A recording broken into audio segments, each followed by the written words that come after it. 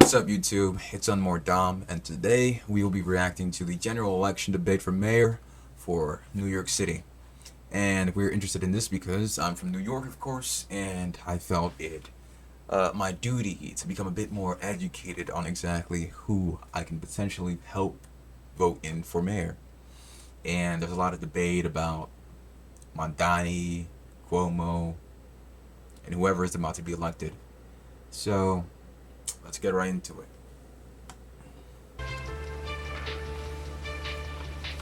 Good evening. Welcome to the final general election debate in the race for mayor of New York City.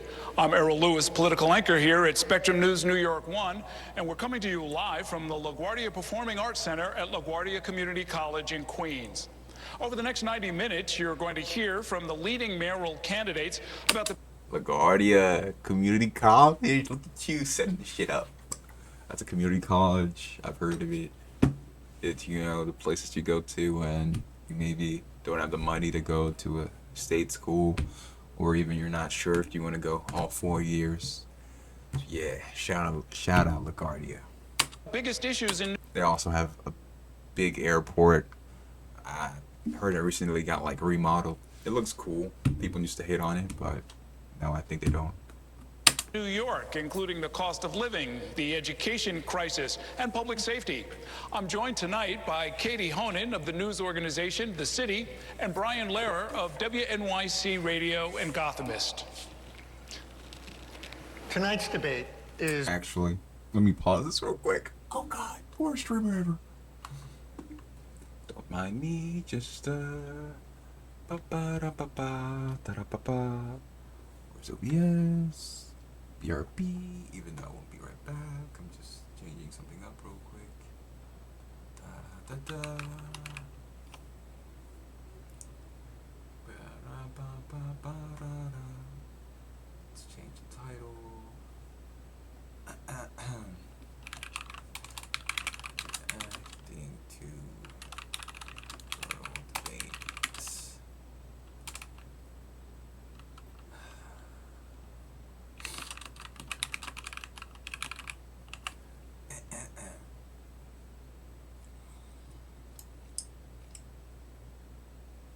Is that even just chatting? Political.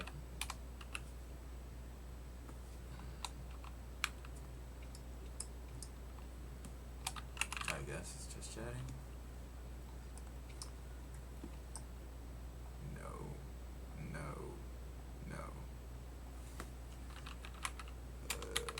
Politics. My mother told me never to get into politics. Uh-huh. Boom, shakalaka. We're in business.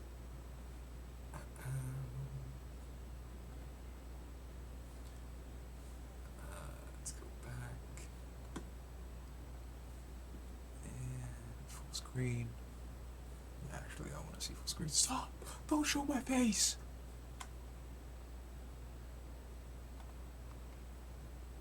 brought to you by the New York And we're back. Yes, we made it back, baby. City Campaign Finance Board, the city agency that administers the Public Matching Funds program. It's also sponsored by Spectrum News New York 1, WNYC Gothamist, and the news site The City, and John Jay. I know some people who went to John Jay. That's where people basically become detectives and stuff. Police officers type shit. You come here for great insight. This is your place. Spectrum Noticias, and our co-sponsors, the Craig Newmark Graduate School of Journalism at CUNY, the Center for New York City and State Law at New York Law School, the Museum of the City of New York, and John Jay College of Criminal Justice. You can watch tonight's debate without a paywall on ny1.com. It is also being broadcast on NYC TV, WNY. They're in Chelsea. My own college is in Chelsea. Chelsea. I don't even know how to say it. NYC Radio, C-SPAN, the Spectrum News YouTube page, and thecity.nyc. It's in Spanish on Spectrum Noticias and YouTube. The candidates joining us tonight have met a fundraising threshold established by the Campaign Finance Board.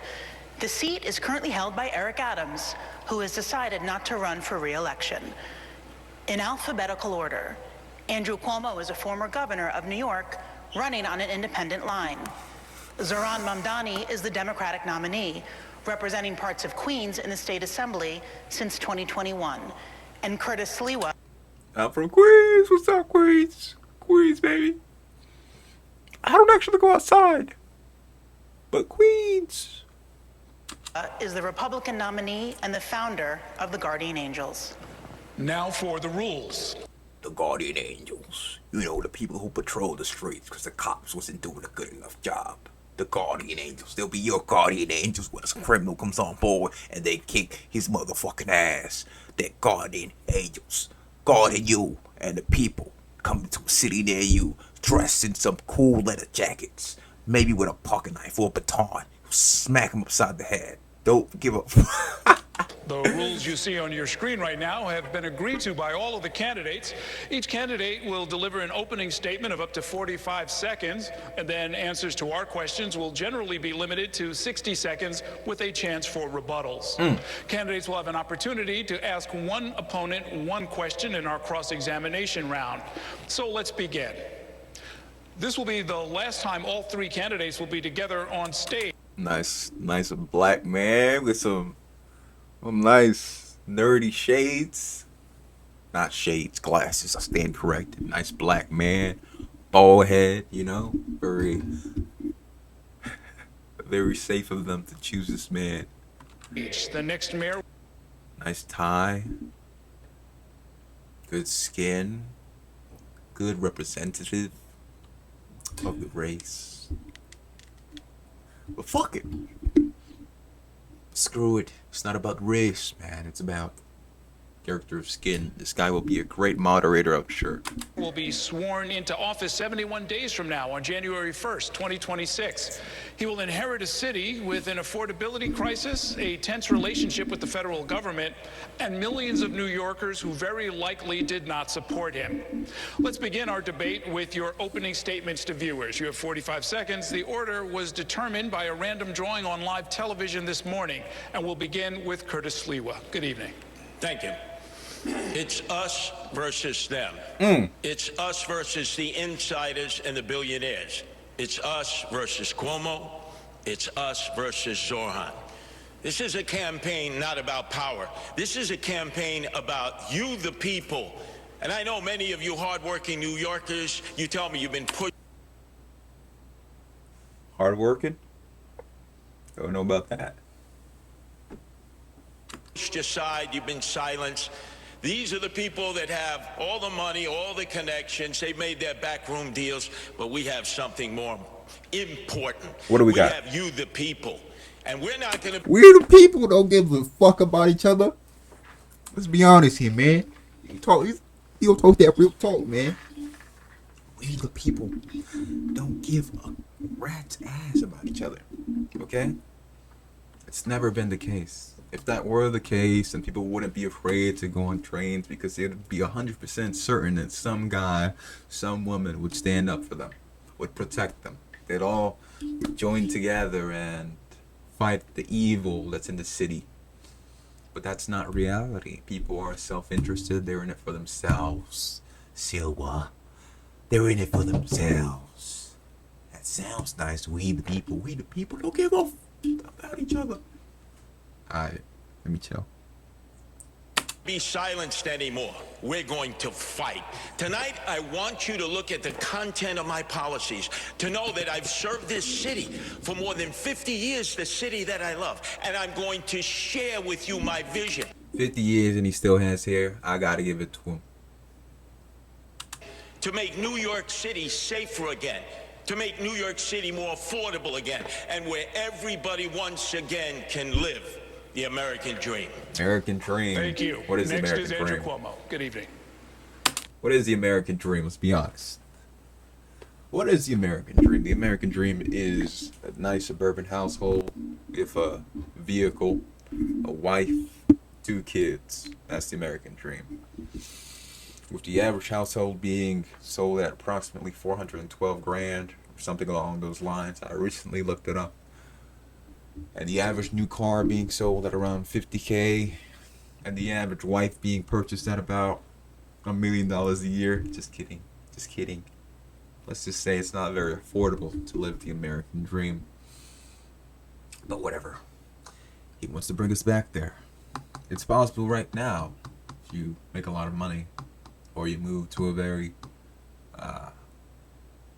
low cost of living state. Thank you. Good evening. I think I should stop pausing right now. This is going to be forever. New York's first thank you to the moderators. Thank you all for being here. And go Knicks, go Knicks, go Knicks. I hope we get an update on the score. Knicks are a good team New this York year. is the greatest city on the globe. But You gotta get the people about sports, bro. Sports. People care about sports. They got all the eyes on them. They get paid like $1 bajillion a year to play sports. That's why. To distract the masses. Kidding. we are at a pivotal moment. And the voters are going to have to decide in this election what candidate has the plan to save the city and what candidate can get it done, not just talk about it. Okay, to preface, what I know about Andrew Cuomo. Andrew Cuomo was, he was ousted, I believe, because he used to touch people inappropriately. And he would say things that was like deemed sexual harassment. Something along those lines, but it was bad. And they kicked his ass out. And he's back again. People don't like him because apparently, because of those events, he's now considered a scumbag. Objectively. Because of what he did to women or what have you. I'm not too certain on the facts, but that's how I know of him. And COVID. But whatever. Main opponent has no new ideas. He has no new plan. It's Bill de Blasio rehash, and we know how that turned out. He's never run anything, managed anything. He's never had a real job.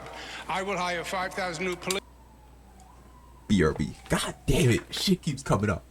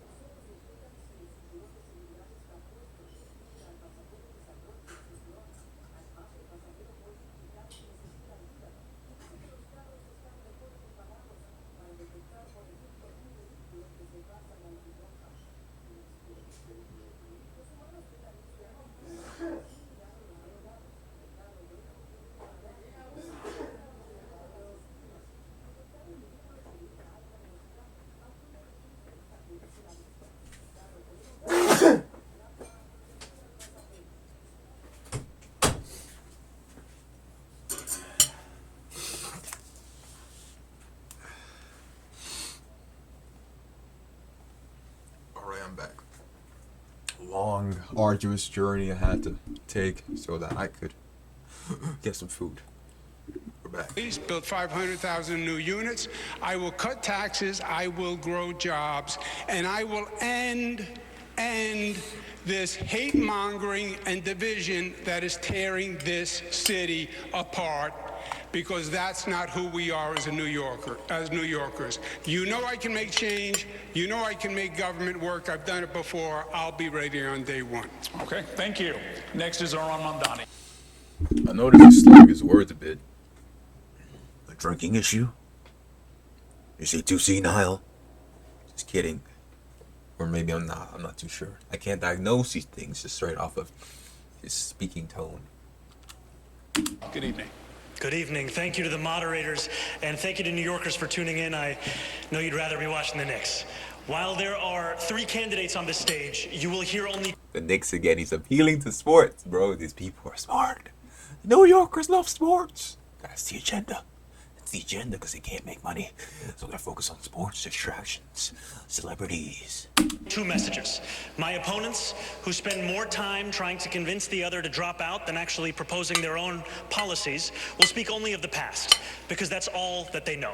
I am the sole candidate running with a vision for the future of this city.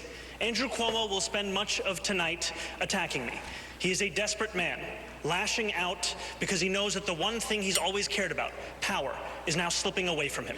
He will amplify right-wing talking points, he will share conspiracy theories, and he will do these things to make you feel that this should keep you up at night. But I've been spending the last year listening to New Yorkers, and I know what actually keeps you up. Nice disqualification of his opposition. Cuomo is a conspiracy theorist, right-winger. Of course, me as a... What is that? Of course, me as a... What do we even call themselves? Me as a liberal. Like, the majority of New Yorkers are liberal. It's appealing to them. It's whether or not you can afford to live a safe and dignified life in this city. I have plans for our future. My opponents only have fear. Thank you very much, candidates. Let's start tonight with some breaking news that happened yesterday afternoon when federal agents descended on Canal Street, arresting street vendors. So Cuomo said, look at what I've done. I'm that nigga. Mamdani said, my ops ain't shit. My ops don't have real plans. Who have been selling counterfeit designer merchandise for as long as any of us can remember. This is the first time we've seen major federal law enforcement activity in the city outside of arrests at immigration court in Lower Manhattan. And some critics are now ringing an alarm bell, calling it a dangerous and unprecedented use of federal agents in New York City. Others say that the vendors were a major quality of life problem in the neighborhood that the NYPD had ignored. So the candidate, I'll ask each of you to respond to this. How should the mayor and the NYPD have handled both the presence of the street vendors and then the federal action? We'll start with you, Mr. Cuomo. I've had a lot of dealings with President Trump. And there's only one way to deal with him. He puts his finger in your chest, and you have to put your finger right back in his chest. I've actually had this situation with ICE interfering in New York before. It was upstate New York where ICE just showed up and started to take action. And I called the president, and I went down to the White House, and I said, that doesn't work in New York. You don't send ICE in without coordinating with our police. It's not smart, it's duplicative, and it's dangerous. We don't need ICE to do quality of life crimes. We don't need them to worry about illegal vendors. That's a basic policing function for NYPD, Consumer Affairs, etc. I would have called the president and Basic function of the NYPD, and yet the illegal street vendors, presumably, I don't know much of the actual case, were still there, selling things illegally. As illegal street vendors, which means they don't get taxed, it's all cash, blah, blah, blah. But they get away with it. And the amount of cops that we have in the city, we know that they shouldn't have, but they did. So it's been condoned by the city. So ICE just had to come on their own terms. Now, Let's move on. Let's move on, man. I would have said, look, you're way out of bounds. They're way out of bounds. Call them back, or I'm going to have the NYPD step in and stop them, because this is not their jurisdiction. You're in the city of New York. Okay. Mr. Mamdani. ICE is a reckless entity that cares little for the law and even less for the people that they're supposed to serve. What we need to be doing here in our city is to end the chapter of collaboration between City Hall and the federal government, which we've seen under Mayor Adams. What we need to do is actually pass the street vending reform bills that have been in the city council, some of which that this mayor has actually overridden. That's an example of how we can both protect street vendors, ensure quality of life, and leave no stone unturned in delivering for the people of this city, as opposed to working with a president who is looking to declare war on those same people. Mr. Sliwa. Unlike both of my adversaries, I've patrolled that area many times, Church and Canal. And as you said, Errol, that activity has been going on for a long time. Selling the knockoff, sometimes stolen contraband by a series of people. The local 5th Precinct, they make arrests when they have obviously cause to do so, and they complain that they have to release them because of no cash bail, of which both of my adversaries are in favor of and I'm not. The feds should not have stepped into this situation. There is not communication between the local authorities and the feds. This is a matter that should have been left up to the NYPD. But we can't tolerate citizens attacking our federal law enforcement forces in the street because then that will just lead to anarchy. Let me ask a... So Silva was the most conservative of these two, at least in that take. Both of them are basically like, ICE is terrible. ICE is overstepping. But Cuomo was like, hey, if you want to overstep, you should at least do it with my knowing and my help. My help being his use and coordination with the NYPD and Trump and ICE. Meanwhile, Mamdani was like, nah, get these niggas out of here. These niggas is a stain on society, bringing down rightful vendors just trying to make a living. Moving on. Related question. President Trump has been commenting on this race and all of you on a regular basis. He's been less than glowing when talking about each of you, especially you, Mr. Mamdani.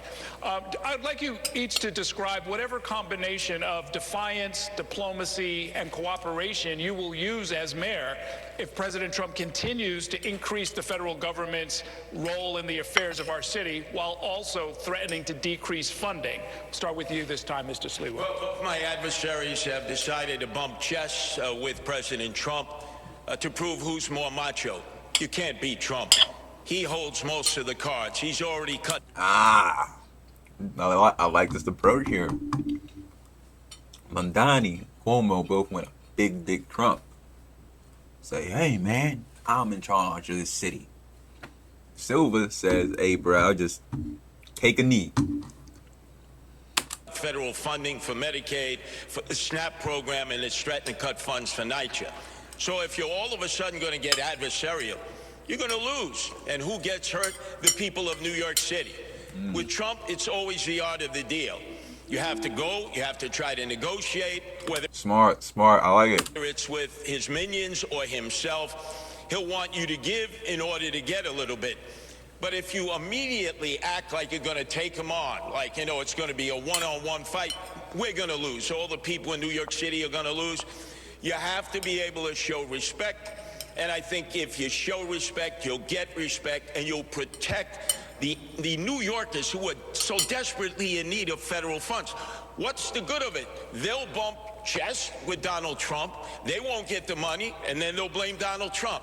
I will negotiate with Donald Trump and try to get the best deal possible for our poor and indigent citizens. Okay, Mr. Cuomo. Okay. Well done. I was not familiar with your game, Mr. Silva. Sliwa. I have no clue what his name is. Yeah, the difference on this question is I've actually lived it and I've done it with President Trump over many years through the most difficult situation that this country has gone through, COVID plus. You're wrong. You're going to have to confront President Trump. He is hyper-aggressive, and he is going to overstep his bounds. And you are going to have to confront him. And you can beat him. I confronted him, and I have beaten him. He was going to quarantine New York during COVID, and I stopped him. He was going to cut aid to federal programs, and I stopped. Nigga, were we not quarantined, bro? Did that not happen? Huh?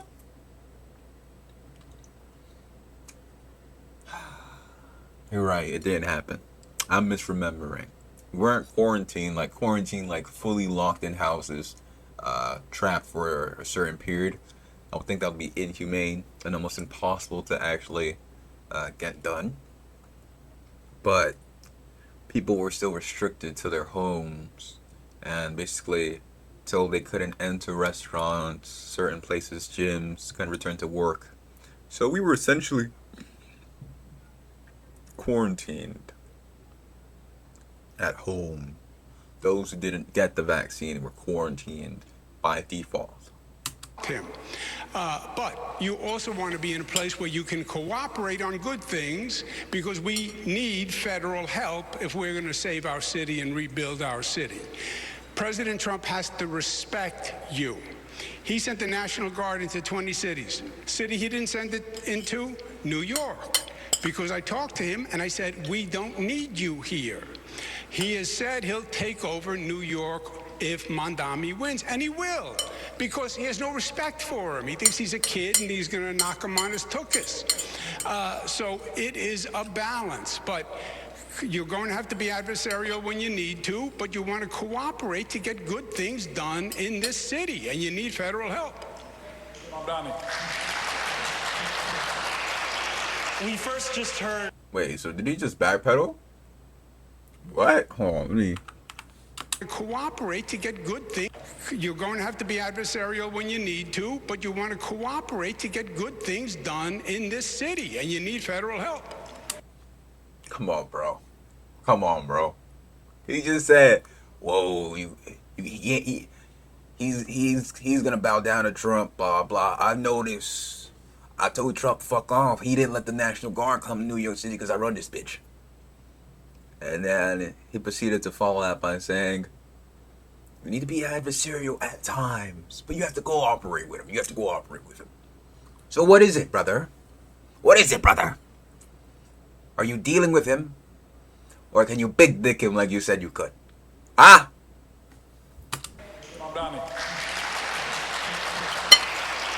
We first just heard from the Republican candidate for mayor, and then we heard from Donald Trump's puppet himself, Andrew Cuomo. You could turn on TV any day of the week, and you will hear Donald Trump share that his pick for mayor is Andrew Cuomo. And he wants Andrew Cuomo to be the mayor, not because it will be good for New Yorkers, but because it will be good for him. Look, Donald Trump ran on 3 promises. He ran on creating the single largest deportation force in American history. He ran on going after his political enemies, and he ran on lowering the cost of living. If he wants to talk to me about the 3rd piece of that agenda, I will always be ready and willing. But if he wants to talk about how to pursue the 1st and 2nd piece of that agenda at the expense of New Yorkers, I will fight him every single step of the way. Okay. Look at the framing. He is saying, of course,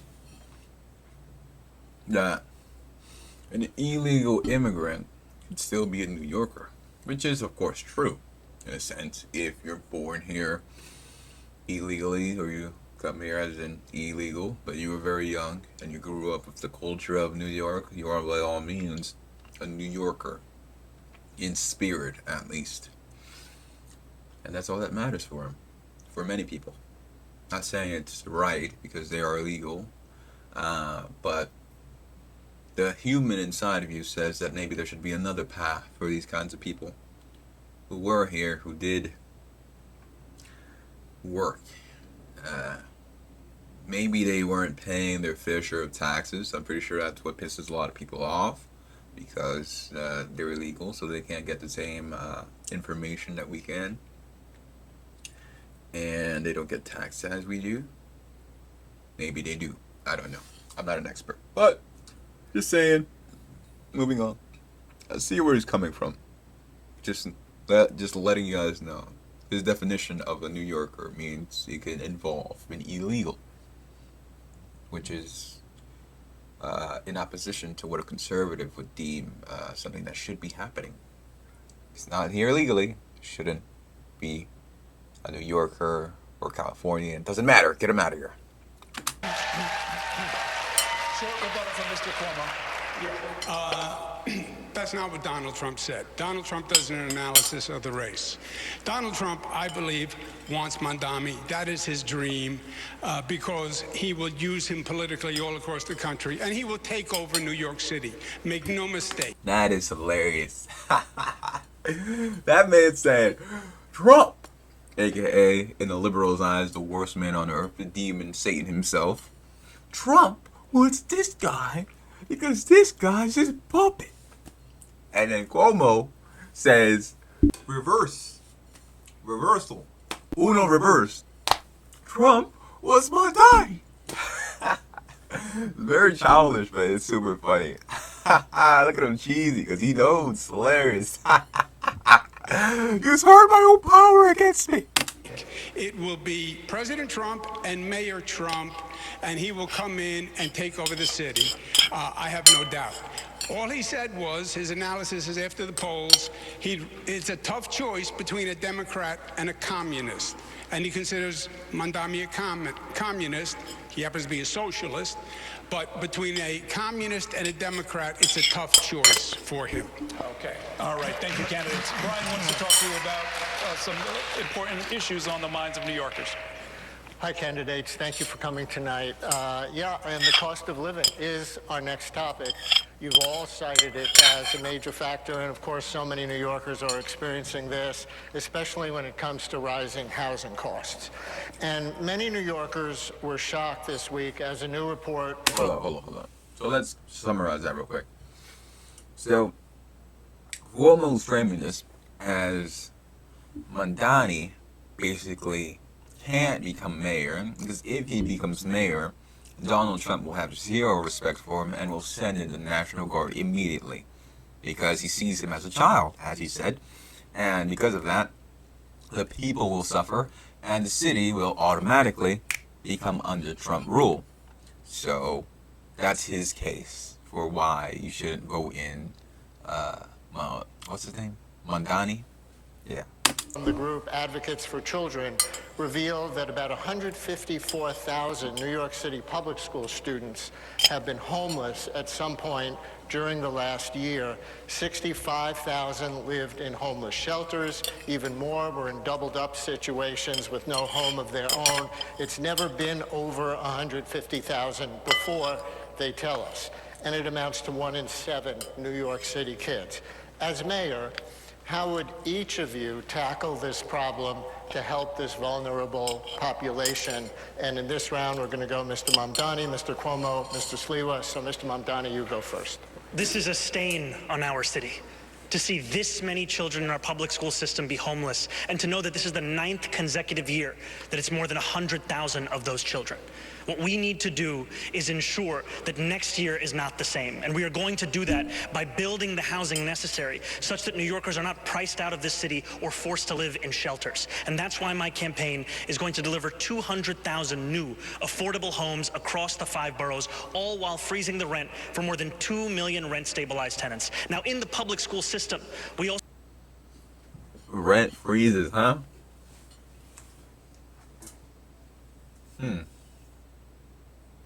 Okay. But that is a lot of kids that are homeless. I had no idea it was that bad.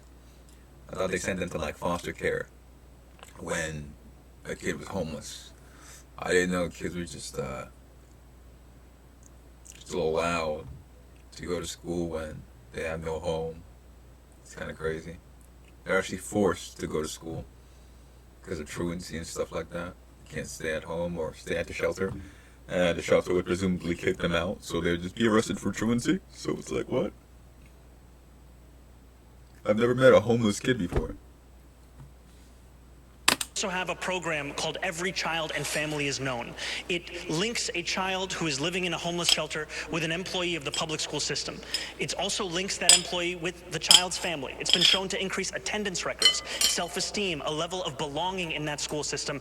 I am going to increase that pilot program to more than 200 schools, and we're going to do it because we have to deliver for these children. Mr. Cuomo. Yeah. Zoran is a great actor. He missed his calling. Freeze the rent sounds great. Yeah, it affects about 25% of the number of housing units in the city of New York. It's not a new idea. Bill de Blasio did it. It turned out to be a debacle. And it does nothing for 75% of the units. And for the 25, it just postpones the increase and actually causes us to lose units because landlords took them off the market. And ask you to address the homeless children question, and we will get to rent freeze. Yeah, well, the answer to homeless children is you need more affordable housing. And I'm saying freeze the rent was done under de Blasio. It doesn't work. It's a canard and just a great 3-word slogan for TikTok. The way to increase availability of affordable housing is to build affordable housing. I was the HUD secretary. I did it all across the country. We have 1% vacancy rate. We're not building enough affordable housing, and you need a competent, productive government to do that. And that's what I've done across the country, across the state. Make government work. You get the supply up, the rents will come down. Thank you, Mr. Sliwa. That is true. Basic Economics by Thomas Sowell. Supply and demand. There's more supply. Demand goes down, prices drop. Okay, Mr. Mamdani, you were named, so you get 30 seconds. We are in the 9th consecutive year of more than 100,000 children in the New York City public school system being homeless. That means it began when Andrew Cuomo was the governor. And what did he do? What did he do about it? He did not do anything. He spent more money on a singing water fountain at LaGuardia Airport than he did on the average cost of an affordable housing unit. That is the record that we have in display, and what we need is a change in the city, not more of the same. Yeah, but if I may, the homeless issue, number of homeless since I left, has more than doubled during his administration and the state's administration. Since I left, homeless rate has more than doubled.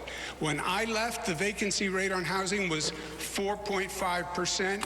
By his administration, I saw him pointing somewhere. I'm guessing that Eric Adams is in the crowd. Kind of funny. You could have been there, Eric, but you chose to walk away. It's now 1%. This man never even proposed. When I left, the vacancy rate on housing was 4.5%. It's now 1%. This man never even proposed a bill on housing or education. Never even proposed a bill. Keep going back and forth between the two of you. Mr. Sliwa, it's your turn. Andrew, you didn't leave. You fled from being impeached by the... Oh, wait. Or he's saying, yes, this is what happens when you're not in politics. You don't know these things. He's saying that Siwa, I would call Siwa, if it's Sliwa, whatever. Siwa must have been in Eric Adams' cabinet somewhere doing something. So that's why he's calling him out. Democrats in the state, you didn't leave. You fled from being impeached by the Democrats in the state legislature. Expose him. Leave. You fled. But let's get back on topic, because I'm the only candidate up here who's been into many of the over 300 Department of Homeless Services shelters, and the family shelters are unsafe for the families there. We have to make them safer. We have to bring teachers into the shelter. Many times, the mothers or the guardian have to get on bus after bus and take them to a school that's 2 or 2.5 hours away. Damn. This is a horror situation that's taking place. And we have 2.5 hours away? Where the hell are they sending these kids? This is New York City. Trains.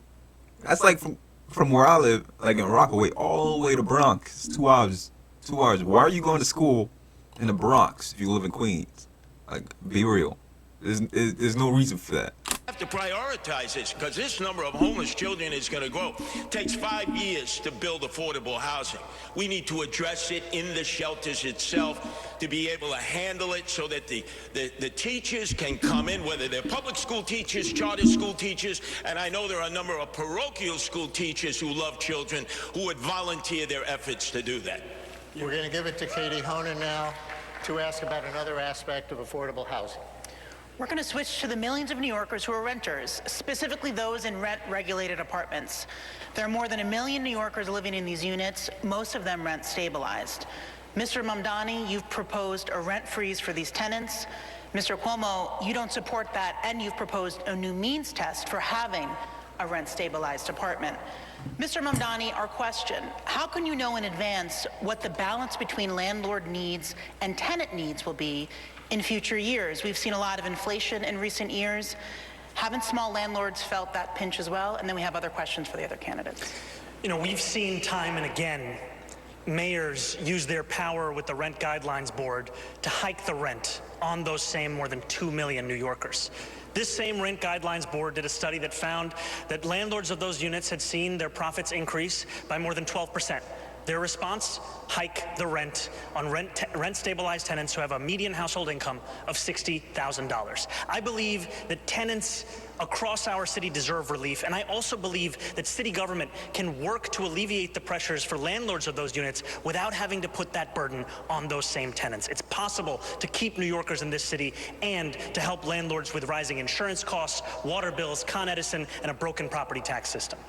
Thank you. Mr. Sliwa, what's your proposal for helping New Yorkers with the historically high rent? Sounds nice, but all he said was, I believe. That's it. He said, I hope. I believe. It's possible. Burdens in either stabilized or market rate units. Well, the first thing, we have 6,000 empty apartments in NYC. That is a sin. That's what the mayor can control right away. We need to move those families with children in.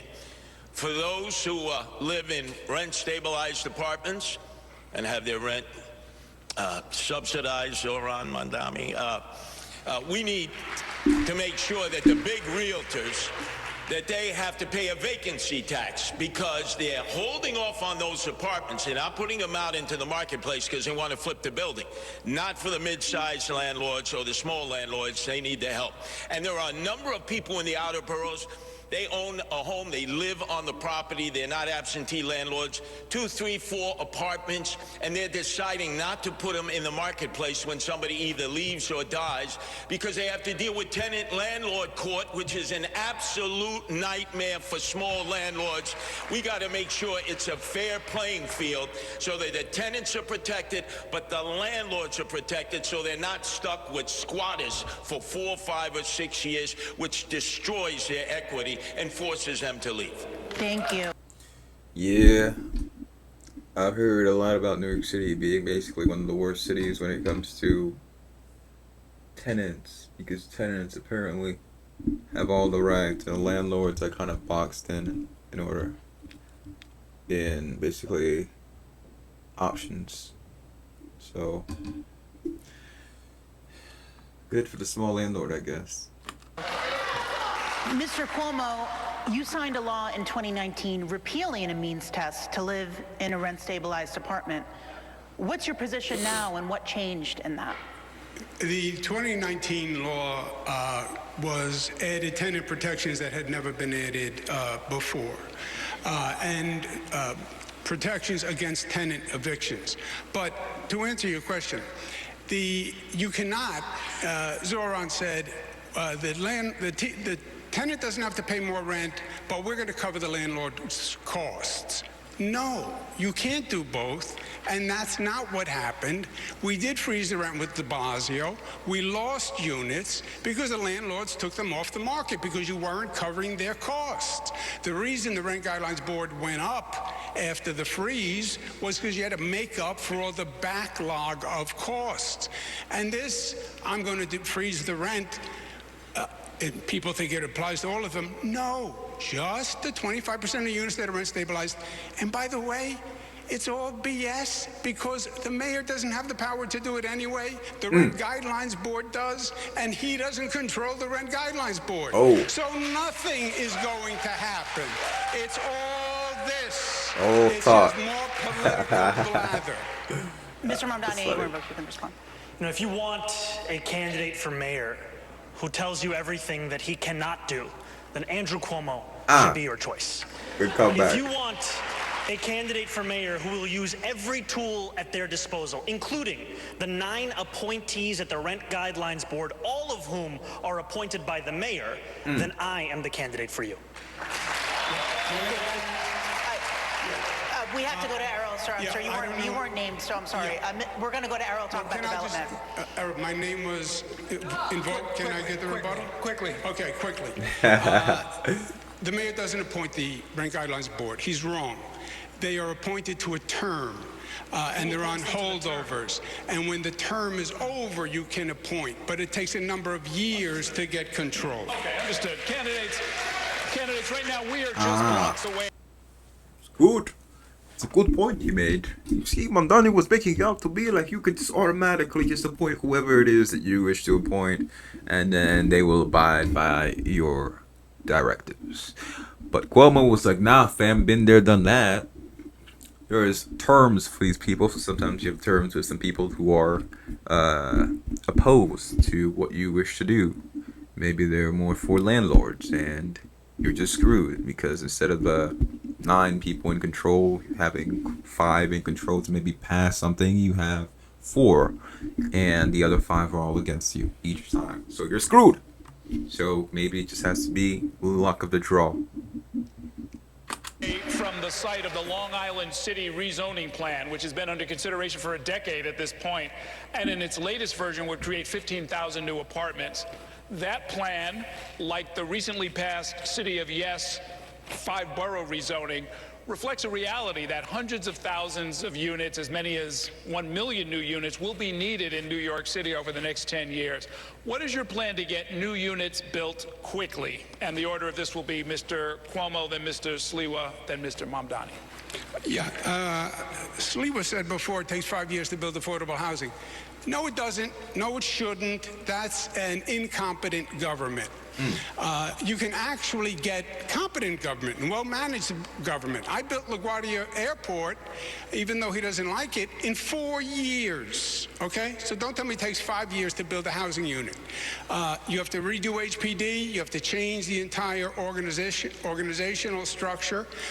You have the zoning, but you have to start hundreds, if not thousands, of sites simultaneously. Private sector developers, partner with not-for-profits, partner with CDCs, use city-owned sites, use air rights, make a deal with the unions.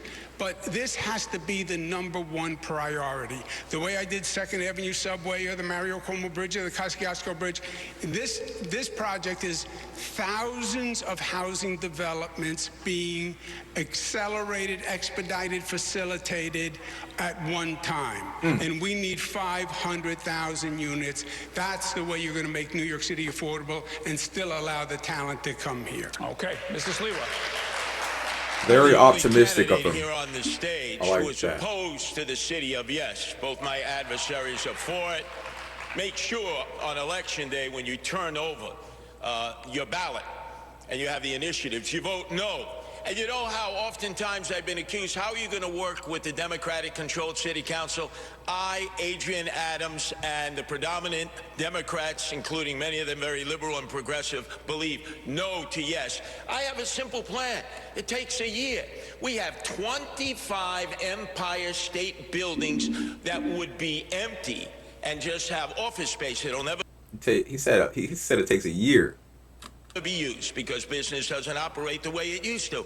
Retrofit them to affordable apartments. Most are in Manhattan. The infrastructure is there. You set up a partnership with developers. It'll put men and women to work, and you'll get your affordable apartments a lot quicker and not be a burden to the outer boroughs and the residential communities because you're in the back pockets, Andrew, of the developers who wine, dined, and pocket lined you. Let me ask you a follow-up on that, Mr. Okay, so basically he's saying He's fighting for the residential people who don't want he's fighting for the NIMBYs, the not in my backyard people who basically don't want large construction occurring in their neighborhoods or near them, which will ruin the look of their town because of zoning, stuff like that. So, you know, we have zoning, there's like a residential area, there's an industrial area and stuff like that. So you basically don't come across these things when you're walking past. If you're seeing houses, you'll probably continue to see houses. But recently in the city and places that have a bit more population, you see what's it called? Mixed use zoning, I guess you could call it, where basically you see like the first floor, the first level will be some sort of retail, and then above it will just be pure apartments. So that's what people don't want when it comes to their neighborhoods, because their property values may be affected and stuff like that. So they're all very worried. God damn, I keep forgetting his name. Sliwa is a NIMBY, or he's fighting for the NIMBYs. Meanwhile, Mandani and Cuomo probably won't give a rat's you know what. Sliwa, do you think each elected city council member should have basically veto power over whether or not housing gets built in their district? Absolutely. Local control. Community boards should have their say. What happened to zoning? We throw it out? Eric Adams. This city of yes is on steroids, and he went wild taking care of his developer friends as he knew he would be one and done. I told you he was corrupt. I told you there would be chaos, and I warned you in 2021. You should have elected me mayor then. Okay. Mr. Mamdani. We need to build more housing all across New York City. Today, New York City builds about 4 houses for 1,000 people. Jersey City's at 7. Tokyo is at about 10. We need to do this by streamlining the processes of private sector construction across the city. Let's hear that back again. For 1,000 people. Jersey City's at 7. Tokyo is at about 10. We need to do this 4 houses for build more housing all across New York City. Today, New York City builds about 4 houses for 1,000 people. Jersey City's at 7. Tokyo is at about 10. We need to do this by streamlining the processes of private. For those of you who don't know, Jersey City is a popular place to go now because of the amount of apartments they have available. And I believe they began building so hard because of the rising costs in Manhattan. And now people who worked in Manhattan couldn't really afford to find a place there. So they were looking for more units elsewhere. And then New Jersey basically came up with Jersey City. And that was basically a place where all the professionals who either wanted to live cheaper or couldn't really afford Manhattan decided to go to and reside. And to get that done, they had to build quickly. And that is why they build at a higher rate than us. Sector construction across But Tokyo is a level above, which is nice for them. But fuck that. We don't give a fuck. City by ensuring we're building more around hubs of mass transit, and we also need to ensure that the public sector is building truly affordable housing. And what I mean by truly affordable is housing that is built with the median household income in mind, which is $70,000 for a family of 4. And that's why my administration will do exactly that, scaling up programs we already had in HPD, like senior affordable rental apartments, SARA, like Ella, extremely low-level affordability. These are the kinds of programs that will deliver a city that New Yorkers can actually afford. There was reference to the 3 housing-related charter amendment questions. I know Mr. Cuomo is on the record as saying he favors them. We just heard Mr. Sliwa say that he's against them. Where do you stand on those? I'm appreciative that those measures will be on the ballot and that New Yorkers will be able to cast their votes for them. I know that we desperately need to build more housing in this city, and I also know that the jobs we create in the building of that housing should be good jobs as well. What a political answer. What is your Construction jobs, brother. Construction jobs. Some management jobs, project managers and stuff like that. But let's be honest. If you're a woman, you don't want to work construction. Let's be honest here. If you're a man, guess what? You also don't want to work construction. Everyone wants the cushy management jobs. They want to keep their hands nice and soft. That's just the way that humans are these days. We are modern humans. We are running away from manual labor. We are leaving it to the robots. At least in theory. realistically, we are leaving it to the robots because we are forced to do so because corporate America is kicking us out. But we also don't want to do these things. You see, it's a real dilemma. Your opinion, Zoran. Come on. Yes or no? What is your opinion? Yes or no, Zoran? True. Don't be a politician here. I got it. Did I miss something? Political answer. What is your In the building of that housing should be good jobs as well. political answer? What is your opinion, Zoran? Come on. Yes or no? What is your opinion? Yes or no, Zoran? True. Don't be a politician here. I got it. They're pointing out what I was about to, which is that you didn't answer the question. TikTok dance is I crazy. think on the stage you can see two people appealing for the Republican Party's Don't votes. throw And hands there. myself. Answer the question. Answer the question for once. My question to you was, do you support the 3 ballot amendment questions? I have not yet taken a position on those ballot amendment questions. What a shocker. All right. What a shocker. We're gonna Don't move worry, on. once he takes it, it'll change. I don't know what the heck that is. 3 ballot amendment. Did I miss it? I'm sorry. I'm not the best political commentator. I'm not Hassan. Fuck Hassan. Let me stop. I don't even know, bro. 3 ballot. What? What a shocker. Taking a position on those ballot amendment questions. Do you support the 3 ballot amendment questions? 3 I have ballot not yet taken a amendment. position on those ballot amendment questions. What a shocker. All right. What a shocker. We're gonna Don't move worry, on. once he takes it, it'll change it anyway. We're going to move it on. We're going to move on. The candidates, the rhetoric on the campaign trail has become more heated in recent weeks. We have reached a point where So the 3 ballot proposals basically are 3 things that are pushed forward in hopes to change the affordable housing approval process. So how you get approved for these things. And some people are against it, some people are for it. They're controversial, apparently. And I'm not sure what the other 2 believe about the 3 ballots. Jeez, and I feel like rewatching it more. Fuck it, let's move on. But Mandani is uncertain, even though it's a big topic, I guess. 2 of the candidates on stage here tonight have armed security. I 2. would like to spend a few minutes to see if we can dial down the rhetoric. These niggas is armed and dangerous. I'm telling you, bro. Armed and dangerous. Mr. Mamdani, some Jewish New Yorkers continue to say that your comments on Israel and the war in Gaza leave them feeling unsafe and concerned about their future in our city. Recently, several prominent New York rabbis took the unusual step of denouncing your candidacy, including the rabbi of the Park Avenue Synagogue in Manhattan and Rabbi Michael Miller, the longtime leader of the Jewish Community Relations Council, who is a friend to many of us. Do you have any regrets about how you've dealt with these issues? And will your longstanding views on the subject get in the way of your ability to be an effective mayor? AKA, why can't we be friends? Why can't we be friends? I look forward to being a mayor for every single person that calls this city home. Not just those who voted for me in the Democratic primary, not just those that vote for me in this general election, but all 8.5 million New Yorkers. And that includes Jewish New Yorkers who may have concerns or opposition to the positions that I've shared about Israel and Palestine. You know, just a few weeks ago, I was on the M57, the slowest bus in New York City.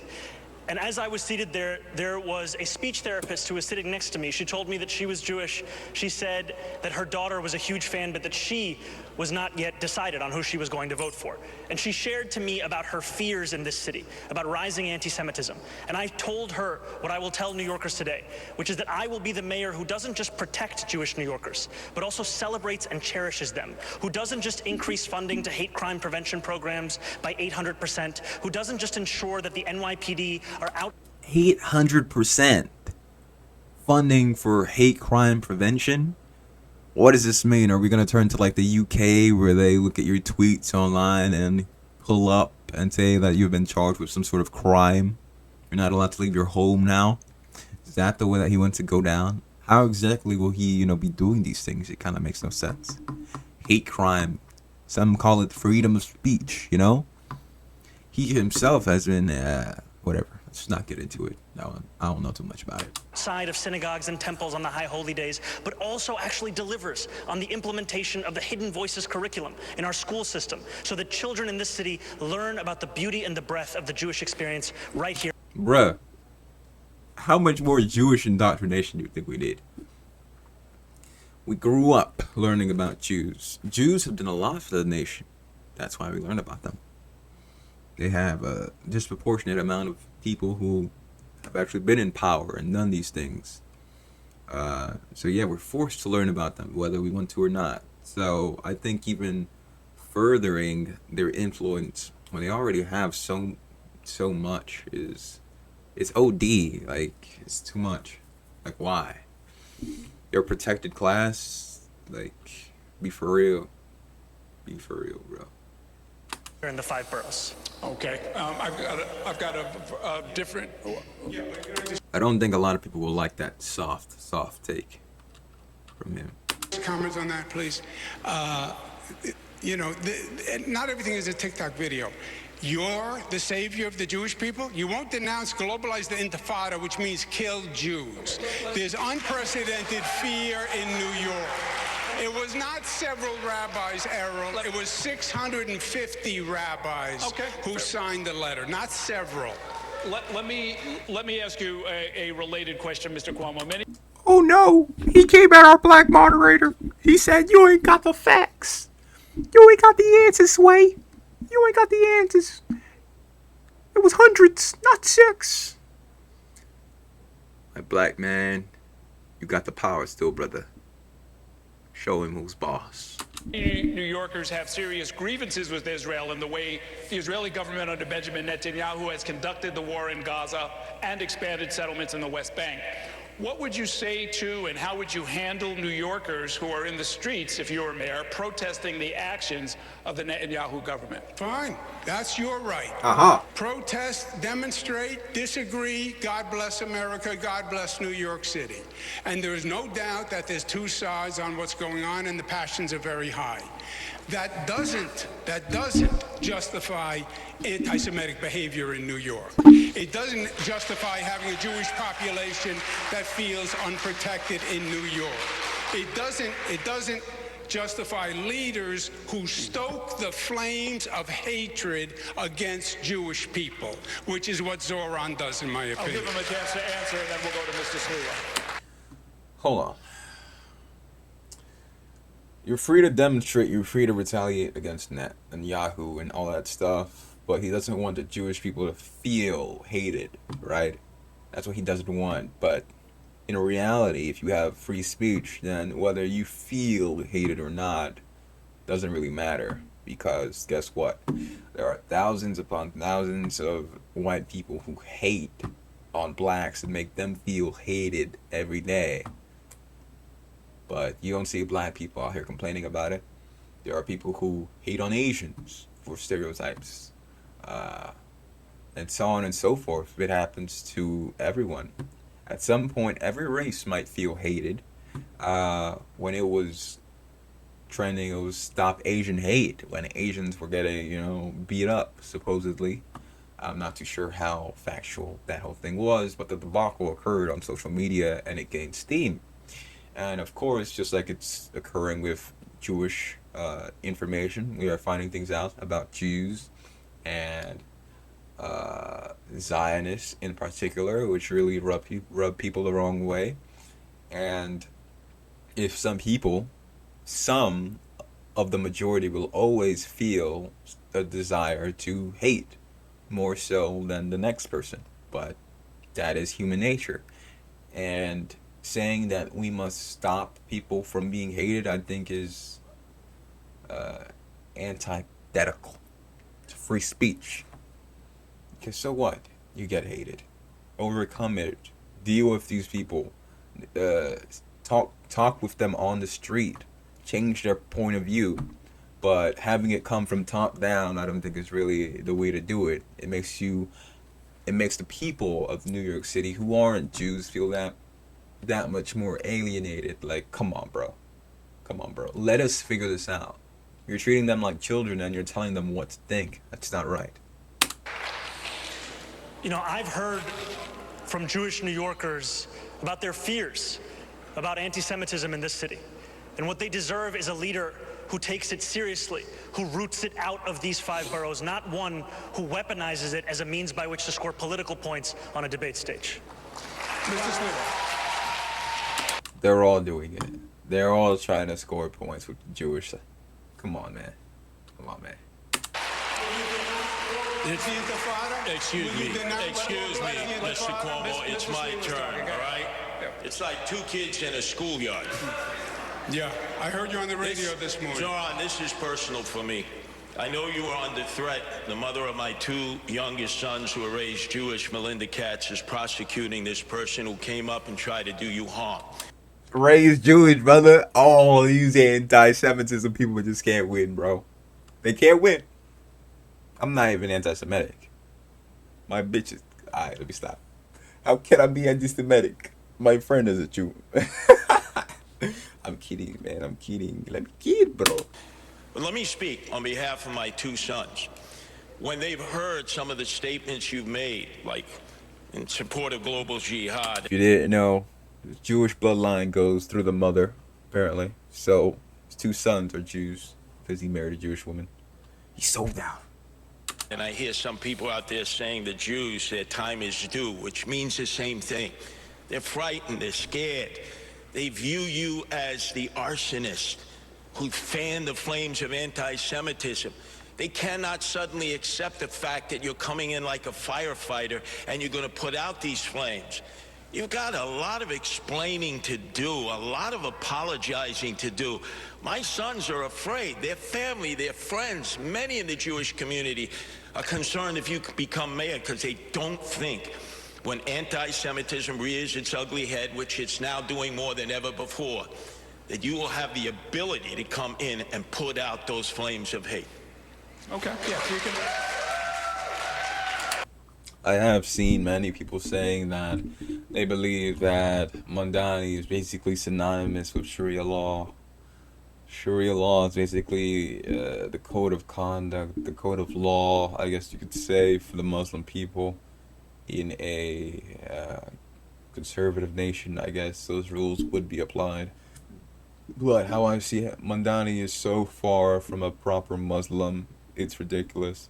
No proper Muslim would be as soft on the Jews as he is. No proper Muslim would be condoning the things that he is when it comes to the LGBTQ and stuff like that. So this fear that they have, I believe, is unwarranted. I think there is room for disagreement on many positions and many policies, but I also want to correct the record. I have never, not once, spoken in support of global jihad. That is not something that I have said, and that continues to be ascribed to me, and frankly, I think much of it has to do with the fact that I am the first Muslim candidate to be on the precipice of winning this election. Now, all the same, Curtis. What is global jihad? Global jihad, as I know it, is murder done for God, I guess. And global jihad would be murder all across the globe done for God. I've heard people saying, Muslims specifically, that they come basically to invade a nation and basically spread Islam, and how they take over a country is through influence. So sort of like every other great power who has come to be, they influence the people around them, and their power spreads and grows, and eventually what used to be the power is overthrown. Scary, but I don't think they're going straight for blood like people may think. I do want to be the mayor that will keep your sons safe, that will keep every single New Yorker safe, and it is my job to not only deliver on that commitment, but also to ensure that New Yorkers feel it every single day that they live in this city. Okay, Ryan's going to take us into the next section. I'm Thank sick. you, Earl. And the next section is some individual... RB, gotta close my window. Oh, man.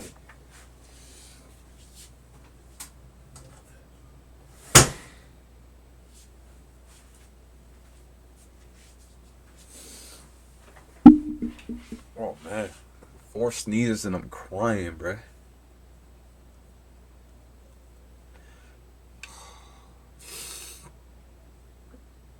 tears.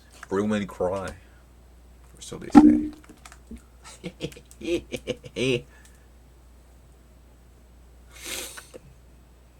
You see me cry. Real men don't cry. Political questions, one for each of you. Let me start with you, Mr. Cuomo, then Katie will ask a question of Mr. Sliwa and Errol to Mr. Mamdani. Mr. Cuomo, the last time most New Yorkers saw you before this campaign was when you resigned your seat as governor under scandal in 2021. The most recent Quinnipiac University poll in this race shows that 54% of likely voters say you're unethical. Meanwhile, you also have strained relations with Governor Hochul, State Attorney General Letitia James, and others. What would you say right now to New Yorkers who have questions about your moral compass and concerns that you cannot effectively work with other elected officials? Yeah, well, first, You're evil, Cuomo. you somewhat misstated the facts, but I resigned because there was allegations made. I didn't want to waste the time and distract state government. I knew it was going to take a long time to sort out. I left, which I thought was respectful to state government. We sorted it out legally. Nothing came from any of the allegations. I was dropped from the cases. You know that.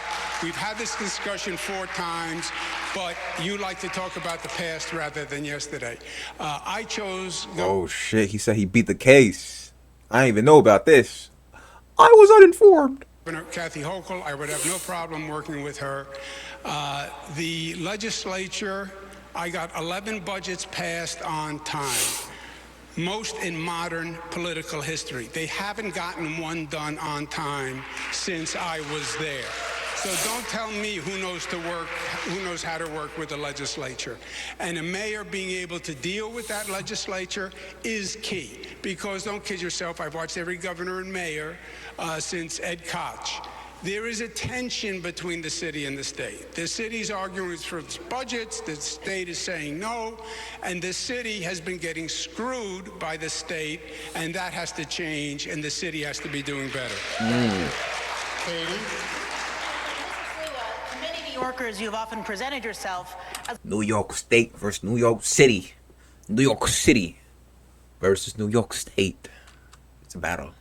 more of a well-known New York character than a serious policy expert. Your critics have said your candidacy is making it more likely that Zohran Mamdani can win the election.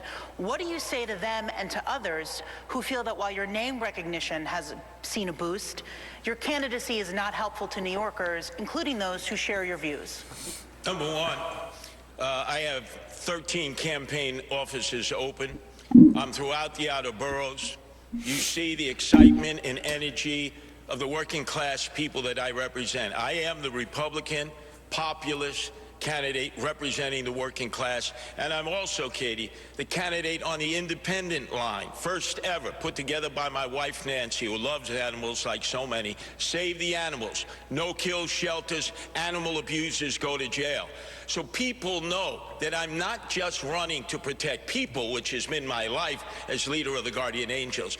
I'm there to protect our pets and animals. Because remember, Mahatma Gandhi said, a society that does not take care of its animals does not take care of its people. Homeless, emotionally disturbed, veterans. I'm out there every day tending to their needs with the Guardian Angels, doing things that the city and state should have been doing a long time ago, but neglected them and instead spent $7 billion on migrants that we don't even know.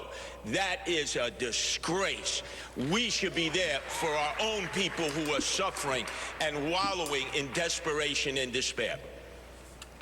Migrants are not our people, is what he is saying. Okay, Mr. Mamdani. You have criticized the politics of the past where leaders either avoid taking a stand on a key issue or try to be all things to all people.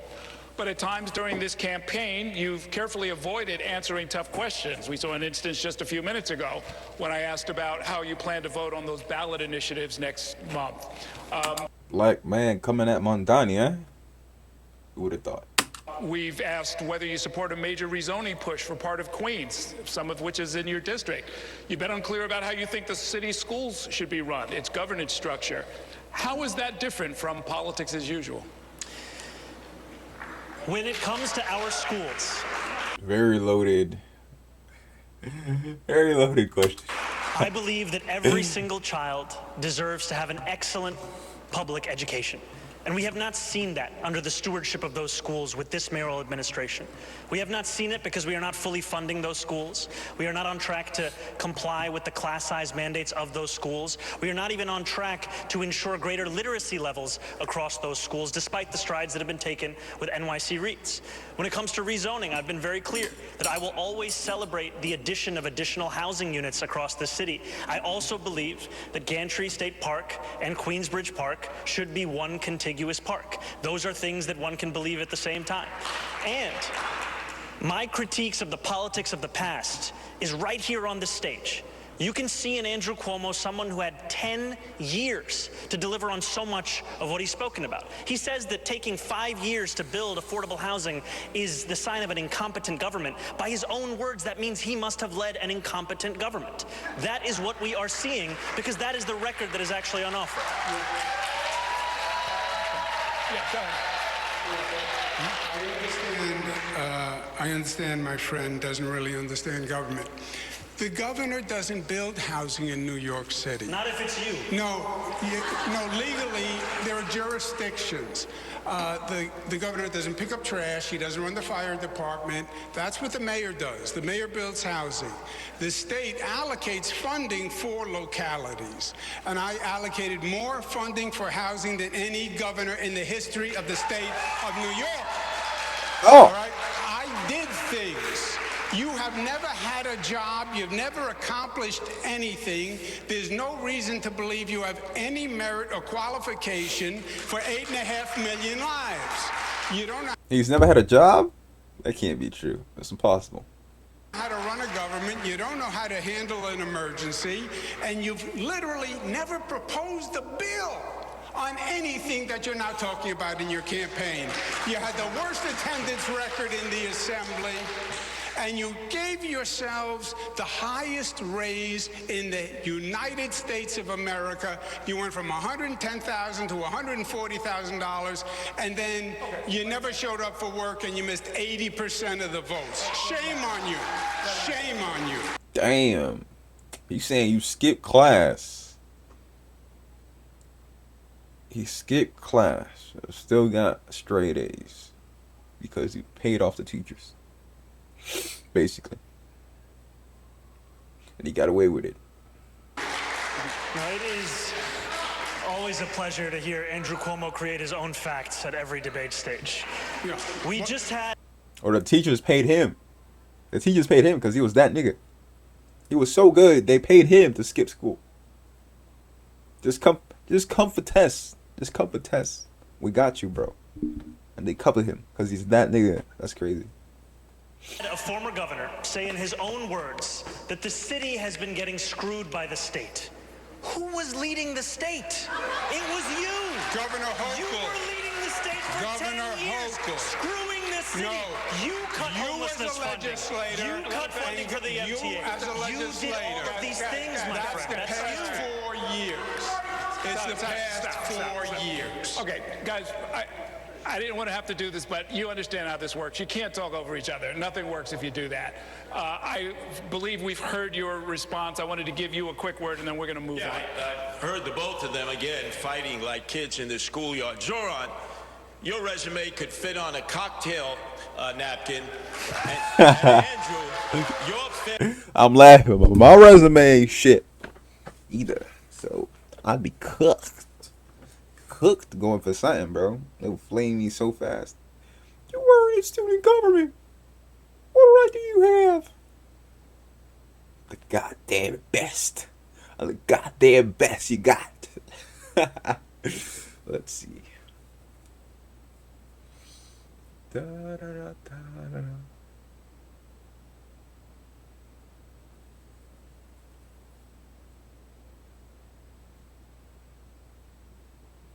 Oh. Hochul replaced Cuomo. I remember that. He was our governor. Yes. I confuse these things. Cuomo was never our mayor, I'm pretty sure. Let's see. NYC mayoral history.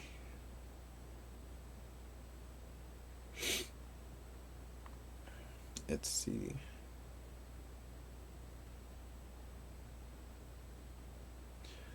Rudy Giuliani, Bloomberg, Bill de Blasio.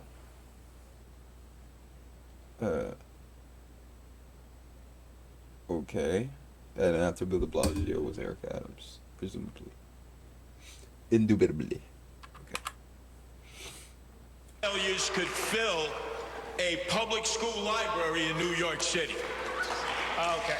Go ahead, Teddy. We're going to move now to public safety. And there was some breaking news from the New York Times that you, Mr. Mamdani, would ask Police Commissioner Jessica Tisch to stay on as police commissioner if you are indeed mayor. I wanted to confirm if that was true. And for Mr. Cuomo and Mr. Sliwa, would you ask the current police commissioner to stay on if you were elected? So, Mr. Mamdani, we'll start with you. Yes, I can confirm that reporting.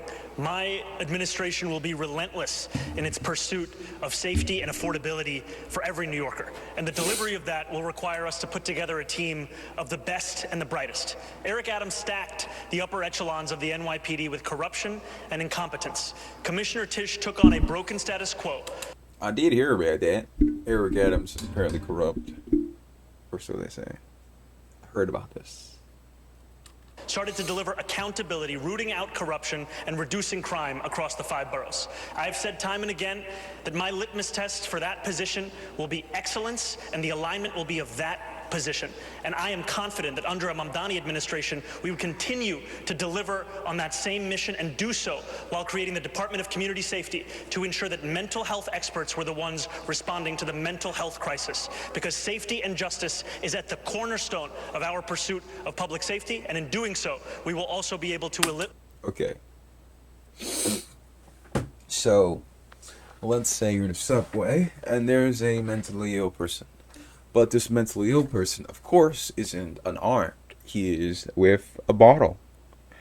He is with a bottle, and he cracks open a bottle, and you call 911. 911, please. There's this guy on the train. He has a cracked bottle. And then they ask, is he mentally ill? And then you have to say, I believe so. He's cracked open a bottle, and he's shouting erratically on the subway. He's gotta be, right? And then they say, okay, where are you? You say, blah, blah, blah, blah, blah. They say, cool. We'll send down mental health professionals to help you out with that problem, okay? And then you're like, okay. You hang up. Boom. Mamdani, mayor. Let's see what happens. 10 seconds later, the mentally ill dude who's gone crazy is now running towards you with a cracked bottle in his hand. And you're stabbed. Oh, I'm leaking blood, and you die. Scene. You see. Either way, with a cop, it would have been the same thing. You're still waiting until something happens. But let's flip up the story. What if it's not you? What if the mental health professionals come with good intentions to talk through a tough situation with this mentally ill person? And once he comes to talk, he gets stabbed in the throat by this guy who's mentally ill. What then? Now your mental health professionals who don't want to work because they just saw their friend, their coworker get stabbed in the throat by a mentally ill individual who's not only mentally ill but violent. You see what the issue is, brother? You see it? deliver our agenda for affordability. Thank you. And very briefly, quickly, Mr. Sliwa and Mr. Cuomo, would you ask Commissioner Tisch to stay on if you are elected mayor? Yes, I would, for stability. But then again, I don't think she would serve with either Cuomo or Zoran because she has railed against no cash bail. Cuomo, the architect of no cash bail. Zoran, the apprentice of no cash bail. That's why criminals are running in the street. And Mr. Cuomo, would you ask her to... What is no cash bail? Like, bail is free? No cash bail. As it could be no cash bail, but it could be credit bail. Hey, bruh, lend me some credit. Here's the meaning of no cash bail. Some citizens will do it to fully eliminate cash bail without paying money unless a judge determines they pose a public safety risk or unlikely to return to court. Okay. Stay on. I would ask her to stay on. I don't believe Zoran when he says he would ask her to stay on. The DSA's position, his position has been to defund, disband the police. She wouldn't take that. His current position, today's position was... Now, when it comes to defund the police, I will have to say, some of these cops are making bank. And they make bank mainly just sitting on a street corner with a phone in their hand, scrolling TikTok and just collecting cash from the taxpayer. So that is true for no small amount of cops. And there's also a large amount of cops which are grossly overweight and cannot possibly perform what is expected of them when it comes to a criminal chase on foot, for example, which makes them all the more dangerous to the public because their first option is that much more deadly because guess what? They can't catch him. What if he has a gun? Even if it's not pulled out, the fear of, chasing after this person or it being impossible, they say, you know what, let me just crouch down real quick, pose, aim, and fire. And boom, I'm that much more safer because I don't have to pursue this person who has this weapon or whatever. It's easier. It's always easier to go to the more lethal option, which is why the fitter you are, the more able you are to actually control a perp without having to use a taser, without having to use a baton, or eventually a gun. Freeze the budget. That would cause a reduction in police. She has called for more police. I've called for more police. Mayor Adams has called for more police. So their philosophies are totally incongruous. DSA calls for eliminating misdemeanors. He wants to decriminalize. I ain't gonna lie, yo, Cuomo got the lingo. He be referencing so much shit. DSA, PSA, Laura, Cora. Prostitution. I don't think she would support any of that. Well, we can't speak for her. She's not here. But I will ask the public safety question. Oh yeah, I did hear he wants to legalize prostitution. That's kind of cool. Cool? Damn, that sounds thirsty. No, I'm saying cool in a sense like prostitutes are prostitutes, The market for sex is always there, but do you want to be out in public? Is that what you want? Do you want it in brothels? What do you want your city to look like? Because the common denominator is when people go broke, especially women, they tend to just sell themselves. It happened in China. You see a lot in China. As China has suffered, their women are first to throw themselves out there. Any poor nation, prostitution. But we want to accept it into society and raise it out from the shadows. Is that really what we want to do? And we'll start with you, Mr. Sliwa. The issues of crime and disorder on the streets. The NYPD says the crime is going down in all major categories, most major categories, But are they lying? Like what happened in Washington, D.C. Apparently they were lying about crime going down, and crime was really going up. And people would notice it and talk about it, but no one really acknowledged it because on paper it was doing fantastic. Is that the case with New York City? The world may never know. The New Yorkers, they're still concerned with disorder and their own unique perception of crime. Do you think addressing quality of life concerns helps prevent more serious crimes? And how would you deploy the city's police force to deal with those serious violent crimes and also quality of life offenses like disorderly conduct and retail theft? Mr. Sliwa. First off, I've been in all 350 neighborhoods. I'm the only candidate that's on the subway each and every day. I've yet to hear from one New Yorker who said they feel safer either in the subways or the streets. And Eric Adams constantly heckling at us like it's the perception. No, it's the reality of crime. We need 7,000 police officers. We are badly understaffed. We need to get police officers in the subways. We are bad. It's the reality of crime. We need 7,000 police officers. We are badly...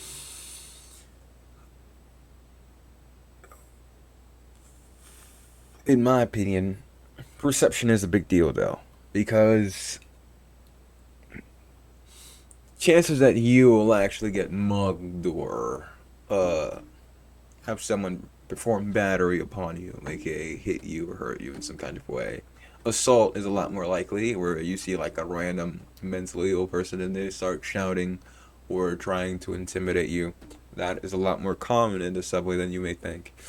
Hasn't happened to me too many times, but it has happened to me a good handful of times. So I'll definitely admit that. But on the other hand, this idea that you go into the subway and you'll be slashed across the face, you will be pushed onto the tracks, you will be jumped by a group of hoodlums is all fabricated nonsense. And it is pushed because of social media and the fact that everyone does have phones.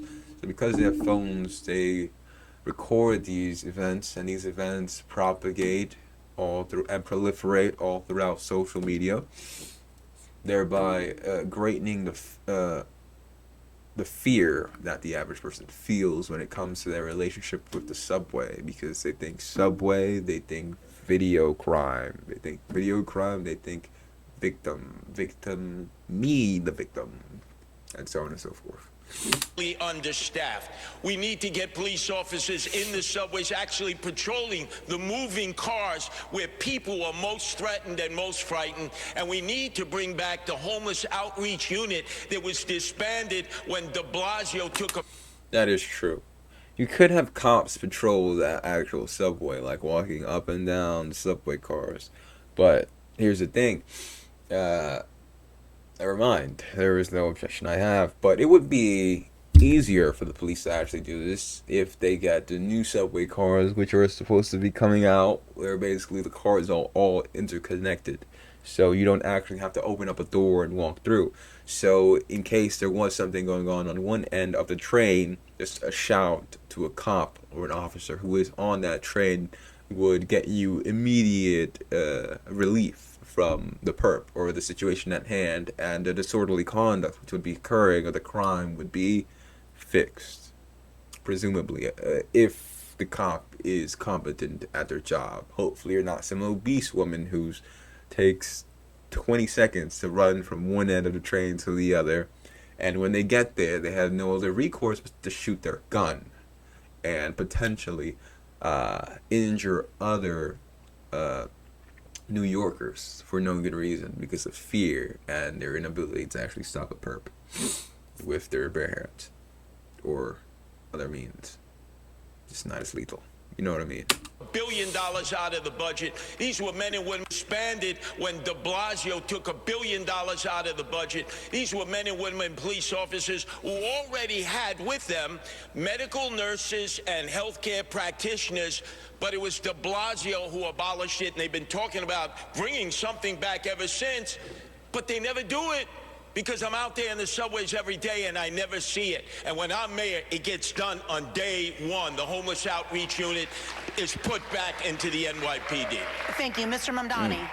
You know, when I hear from New Yorkers of where they feel least safe, they will often tell me the subway system.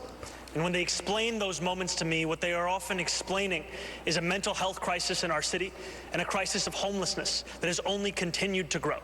And that is why, at the heart of our public safety agenda, is a groundbreaking proposal to not only reduce crime, but address these very moments of unease for New Yorkers across the 5 boroughs by creating a Department of Community Safety that will be focused on the mental health crisis, focused on homelessness, and will ensure that police officers can focus on serious crimes. Because in 2020, the response time for those officers was less than 11 minutes. Today, it's closer to 16 minutes. And that's because every year, they are now responding to 200,000 mental health calls, when those are calls that could by and large be taken by experts trained on responding to that very crisis. Thank you. Mr. Cuomo. Good little argument. The answer is always a new government agency. It's manage the system. For us, that response time is crazy. I ain't gonna lie. Manage the public safety system. We know how to do this. Mayor David Dinkins did it when we had a real crime problem. Hire more police officers. Of course, you have to deal with the mentally ill.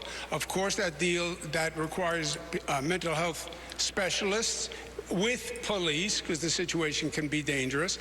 But hire the 5,000 more cops, because they're all quitting. Makes more sense with police, because the people could be dangerous. Yes, protect them too.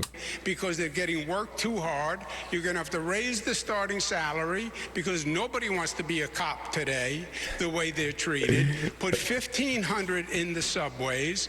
Forget this Zoran idea of not prosecuting misdemeanors. Prosecute misdemeanors. Those are quality of life crimes. And that's very important. Yes, the subways are scary, but it's scary in their neighborhood too.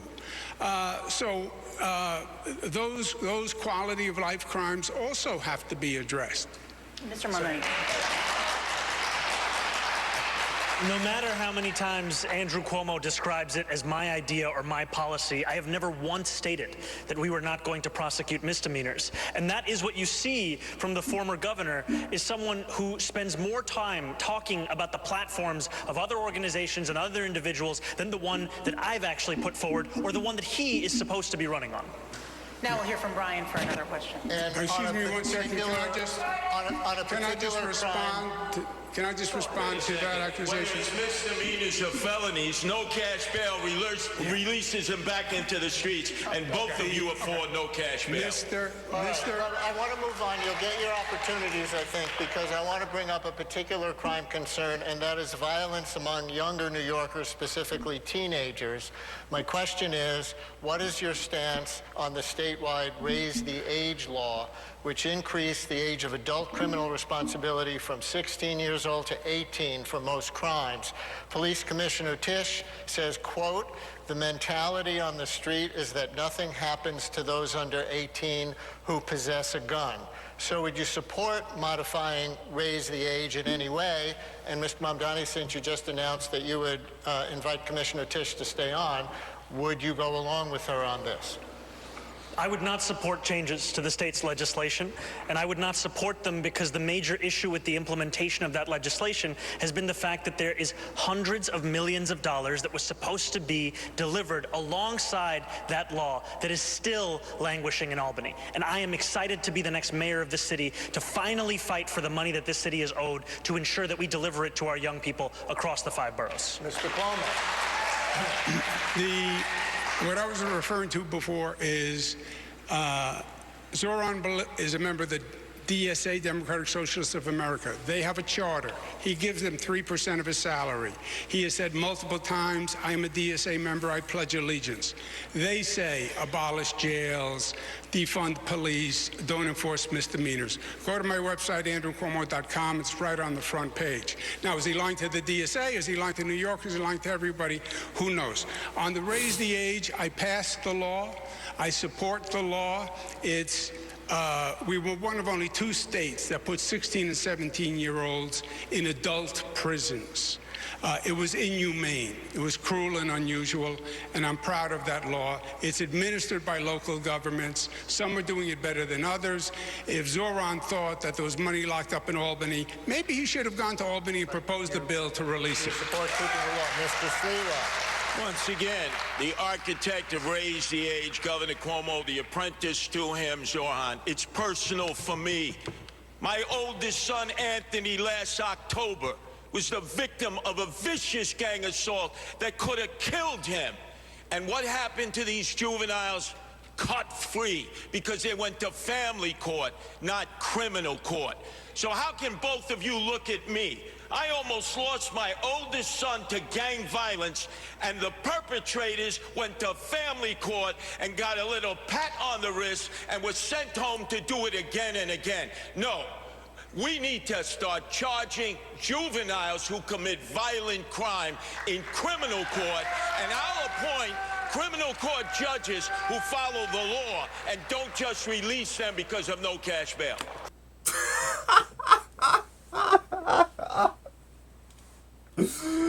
Oh, Sliwa said, fuck them kids, man. Fuck them kids. What you talking about, Willis? What's my opinion on this? Let's see. Me, as a law-abiding citizen, I was never really out. Excuse me. I was never really out here in these streets doing crime and stuff like that. I was a homebody. I mean, I was outside playing ball, having some fun, but I was a homebody for the most part. Stayed away from gangs. Had good influences around me. I have two parents in my household. But if I'm 16, after I just like punch some kid, and I end up at Rikers with grown ass men,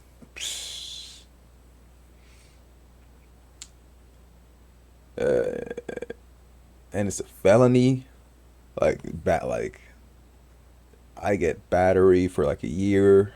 I'm in Rikers with these grown men who are killers and stuff like that. That could definitely make me a demon, a New York demon.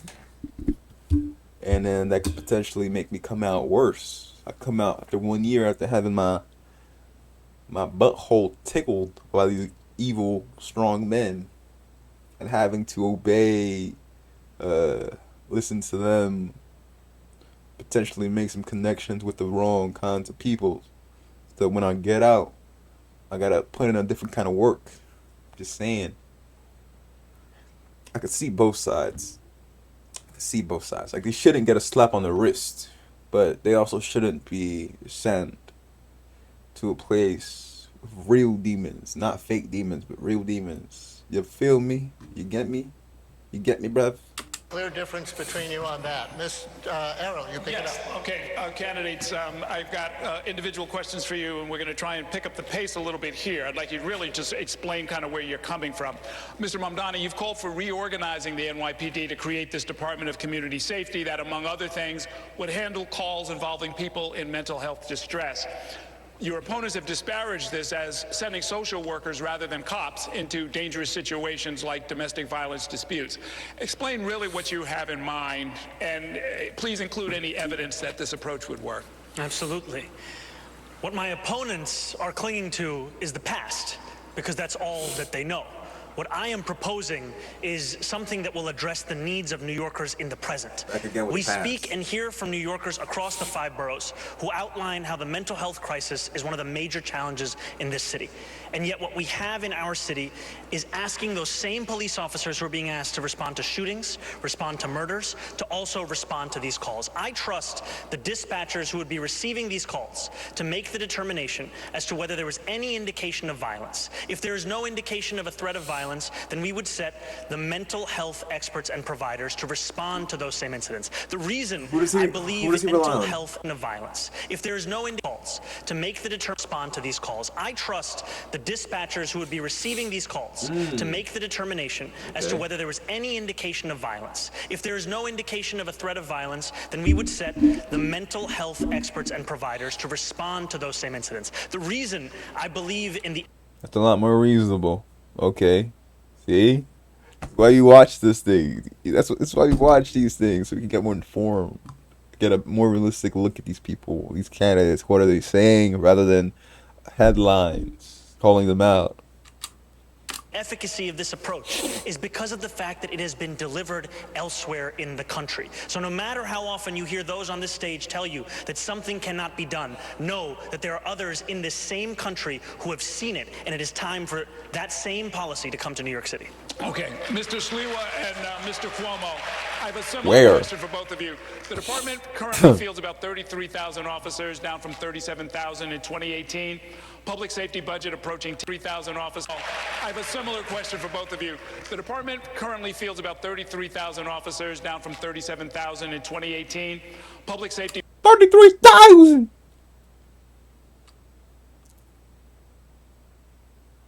Budget approaching $10 billion. Mr. Sliwa, you want to hire 7,000 more cops. Mr. Cuomo says 5,000 more cops.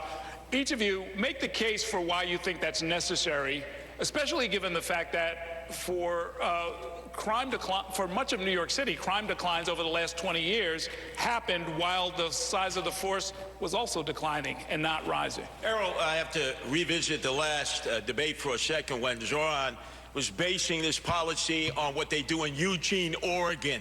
You've never been to Eugene, Oregon. I have. Are you out of your mind? And then... He never mentioned it. Maybe for a good reason. He just said it in other places of the country.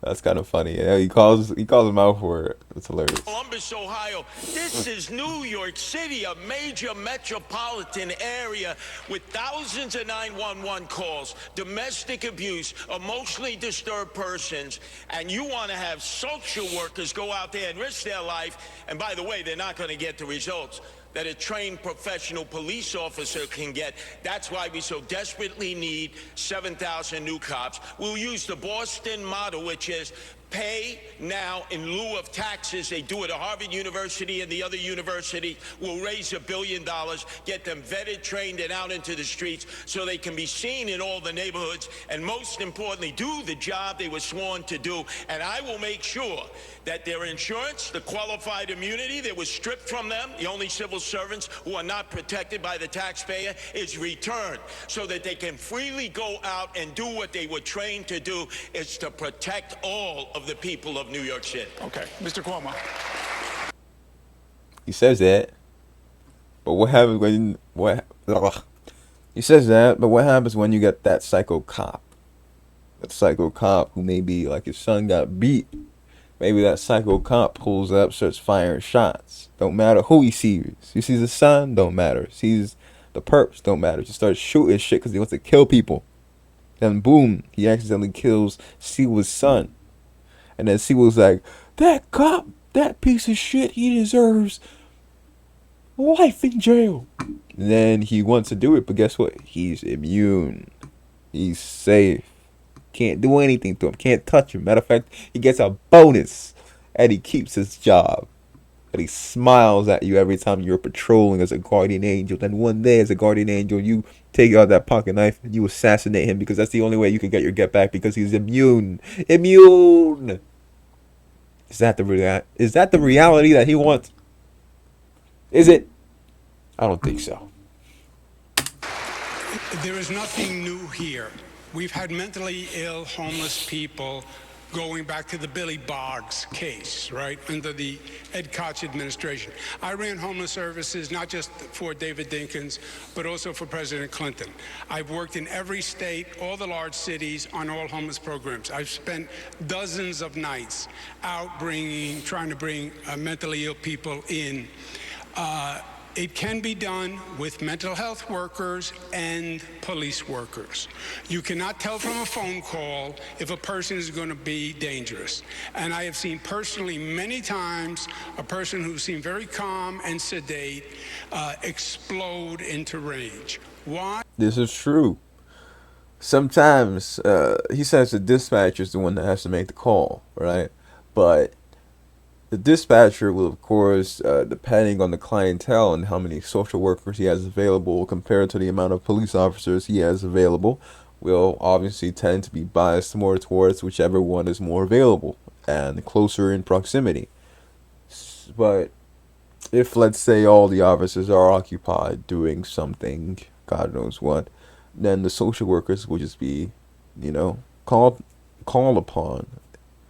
More likely, because if everything is a mentally ill guy, let's just send the social workers. But it's true, you don't know. Sometimes, with my own case, when I was dealing with I was on a train, and then some homeless guy I just thought was just a homeless guy was sleeping. It was late at night, but he looked just calm, like sleeping. He had a bag, and then out of nowhere, he wakes up and I'm like, okay, cool. He's waking up. Maybe he knows where he's at, stuff like that. But he woke up. Then out of nowhere, from underneath the seat, he gets his bag and he starts pulling shit out. And then he pulls out a bottle. Then he drops it on the ground. And then he grabs it. Now it's a pokey. Now it's effectively a weapon. And then he starts just rambling, like mentally ill people do. And I, of course, now have to worry for my own life and worry about, do I have to take this guy down? Do I potentially have to beat this guy up, get blood all on my shirt and stuff like that? Because this dude just randomly decided to crack a bottle open. You get me, bruv? So things can take a turn like this. It was super awkward in that train. until the next stop. And then I had to flee because, I wasn't staying there in case this guy did decide to get active. You feel me? Smart. You gotta see these things. Because that's sometimes a symptom of mental illness. So there's nothing new here. It just has to be done and managed. Yes, you need more police. You need more police, first of all, Errol, because they're quitting because there are not enough to staff the force, and they're working overtime and weekends, and their family life is destroyed. So you have the highest attrition rate in modern history. Damn. You have to hire 5,000 just to slow down the attrition. Okay, thank you, candidate. 40,000 beds for mental health in the state hospital system. By the time you fled fearing impeachment, you cut the budget down to 4,000 beds. Shame on you for putting those emotionally disturbed persons in the street. You don't know what you're telling. Well, there's one bet I'm going to say for you, but no one is saying to go back to Willowbrook. That's when there were 40,000 people in mental institutions. Yeah. We left that 40 years ago when we went to community-based housing. We're going to stay in this century, guys. Yeah. The next, we're going to do our lightning round where each candidate will answer our questions with a brief response, usually yes or no. I'm going to do the first couple. Candidates, if you had the power, would you keep, kill, or modify the congestion pricing program? Just say one of those words. Keep, kill, or modify. Mr. One Sleewa. and done, dead. Mr. Mondani. Keep. Okay. Would you expand, decrease, or keep the same number of so-called safe injection sites for drug users in the city? Mr. Mamdani. Can you say the options again? Expand, decrease, or keep the same? Keep the same. Mr. Cuomo. Keep. Close them down. Okay. The last two mayors proposed allocating 1% of the city budget for Mr. Cuomo. Keep. Close them down. Okay. Mr. Cuomo. Can you say the options again? Expand, decrease, or keep the same? Keep the same. Mr. Cuomo. Of so-called safe injection sites for drugs. You expect, Mr. One of those words. Keep, kill, or modify. Mr. One Sleewa. and done. Program. Just say, if you had the power, would you keep, kill, or modify the congestion pricing program? Just say one of those words. Keep, kill, or modify. Mr. One Sleewa. and done, dead. Mr. Mamdani. Keep. Keep. Okay. Would you expand, decrease, or keep the same? Okay. I'm for keep because I use the subway. And apparently it helps the subway. Helps the MTA get more money. So, yeah, that's better. Because it's either that or they hike up prices for the MTA. So it's like, instead of $2.90 a ride, it could be $4 a ride. Whatever. Who knows? So, sure, drivers, eat the cost for us, please. Number of so-called safe injection sites for drug users in the city. Mr. Mamdani. Can you say the options again? Close them down. Okay. See, so Sleewa is the residential conservative figurehead. He's for cars, against public transport, or not against public transport, but against excessive fees, I guess, with the congestion pricing, which really limits the driver. So, and he's also NIMBY, so he's very old school, not on my watch type guy. The last two mayors proposed allocating 1% of the city budget for parks. Will you make the same pledge here tonight, Mr. Sleewa? And another 2%. Keep your hands off the parks, you greedy developers. 1%. Mr. Cuomo. 1%. Okay. Developer. Sleewa. And 1% of the city budget. The last two mayors proposed allocating 1% of the city budget for parks. Will you make the same pledge here tonight, Mr. Sleewa? And another 2%. Keep your hands off the parks, you greedy developers. 1%. Mr. Cuomo. 1%. Okay. 2%. Another lightning That's round good. question. The city So now he's not, okay. See, he's expanding. He's like, okay, I won't give you congestion pricing, but I'll save the parks. I'll help the parks out. 2%. 2%. Recently enacted a 15-mile-per-hour speed limit for e-bikes. And of course, there are the other motorized 15-mile-per-hour speed limit on e-bikes? Wow. They are cooked. By they, I mean all the people who excessively order food to their homes. Because them delivery times ain't going to be hitting like they used to. two-wheelers that also frequently ignore red lights and other traffic laws. If you were mayor, would you direct the NYPD to ramp up speeding tickets and other moving violations on the motorized two-wheelers, Mr. Cuomo? Yes. Look, this is a dangerous situation for many people. Mr. Mamdani, yes or no?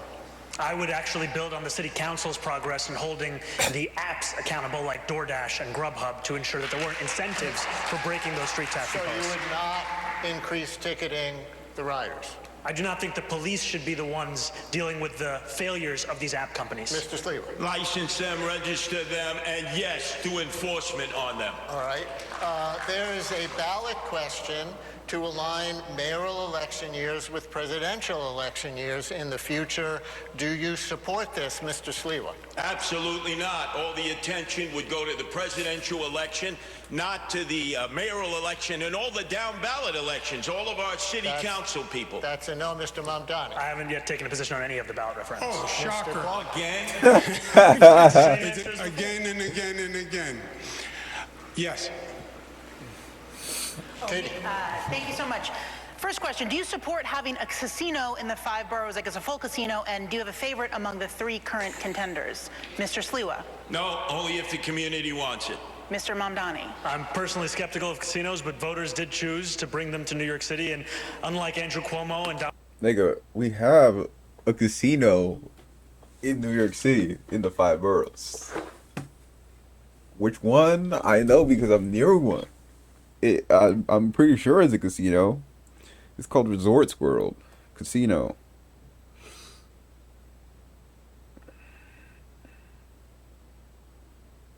Is that not considered the 5 boroughs? I'm confused.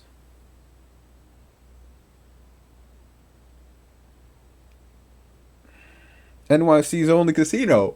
Yeah, these things are bugging.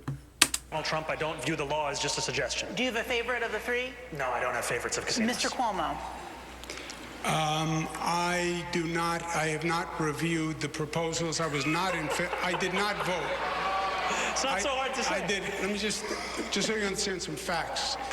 I did not vote to bring the casinos to New York City. I did casinos in upstate New York as economic development measures. I had no part of these 3 casinos, how they were done.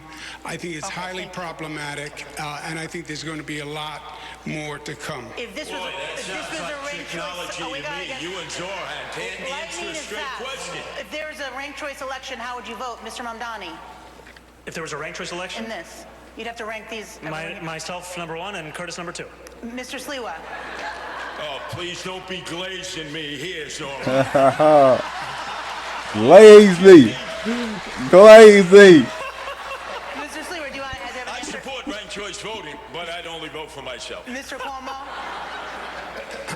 I love that Zoran and Curtis ticket idea. I don't know. I'm just enamored with it. I would just rank myself. Would any of you accept Mayor Adams' endorsement? Mr. Mamdani. What the hell is ranked choice voting? Is that where every decision that a mayoral person has to do, he has to, I guess, make a podium of sorts? And then ranked choice voting, NYC. What the fuck does that mean?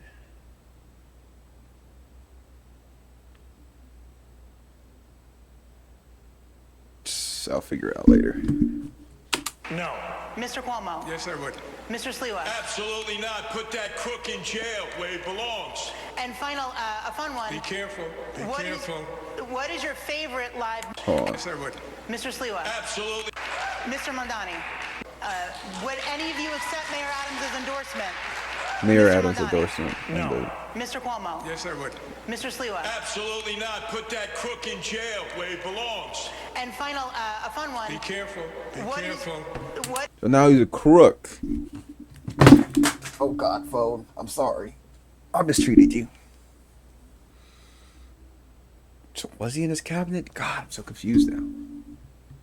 is your favorite live music venue in New York City, Mr. Sliwa? Oh, chain smokers. Under the, EDM. under the K Bridge, I'm presume. That's right, the Live- Kosciuszko Bridge.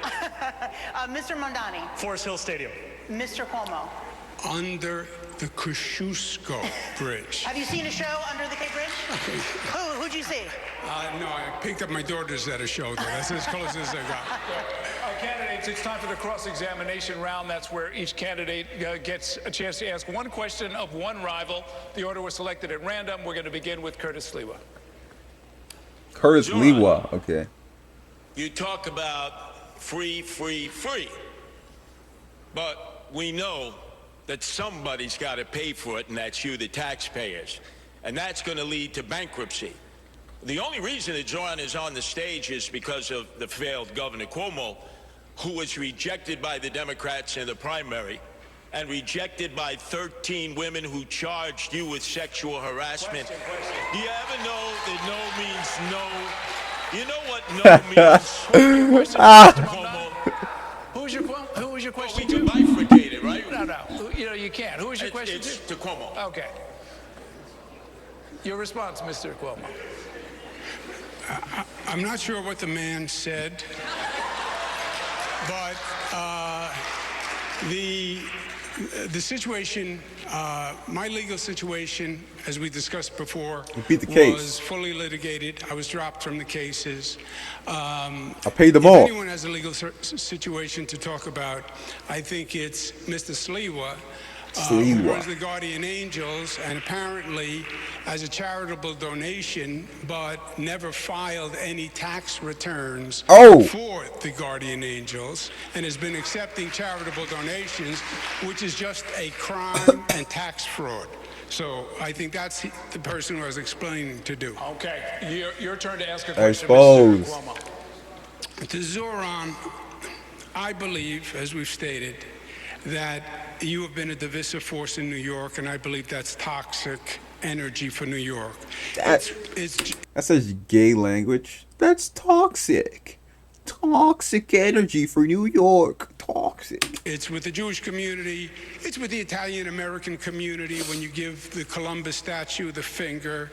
It's with the Sunni Muslims when you say decriminalize prostitution, which is haram. It's the Hindus. Haram!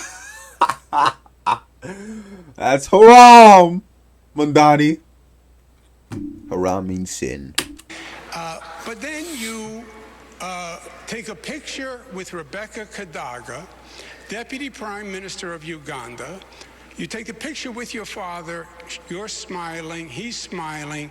She's known as Rebecca Gay Killer Kadaga. You're a citizen of Uganda. You took the picture. You said you didn't know who she was. It turns out you did. How do you not renounce your citizenship or demand BDS against Uganda for imprisoning? What the fuck is BDS? He just gets away with saying this shit? No one says, what the fuck is that? People who are gay just by their sexual orientation. Isn't that a basic violation of human rights? I think he gets the question. So he's basically saying, because you took this picture with Shorty, you gotta renounce your citizenship. Have you no shame? Renounce it, become Ugandan, or whatever. Politics is consistent, and my politics is built on a belief in human rights for all people. And that extends to queer and trans New Yorkers, and it extends to queer and trans Ugandans. And had I known that the first deputy minister was the architect of that legislation, I would not have taken that photo. And yet I also know that this constant attempt to smear and slander me is an attempt to also distract from the fact that, unlike myself, you do not actually have a platform or a set of policies to protect those same New Yorkers here. All you have are the insults that you have lobbed at every single opportunity you have. Yeah. Okay. No, that's it. Cross-examination is just a question and answer. Your turn to ask a question. Mr. Cuomo, in 2021, 13 different women who worked in your administration credibly accused you of sexual harassment. Since then, you have spent more than $20 million in taxpayer funds to defend yourself, all while describing these allegations as entirely political. You have even gone so far as to legally go after these women. One of those women, Charlotte Bennett, is here in the audience this evening. You sought to access her private gynecological records. She cannot speak up for herself because you lodged a defamation case against her. I, however, can speak. What do you say to the 13 women that you sexually harassed?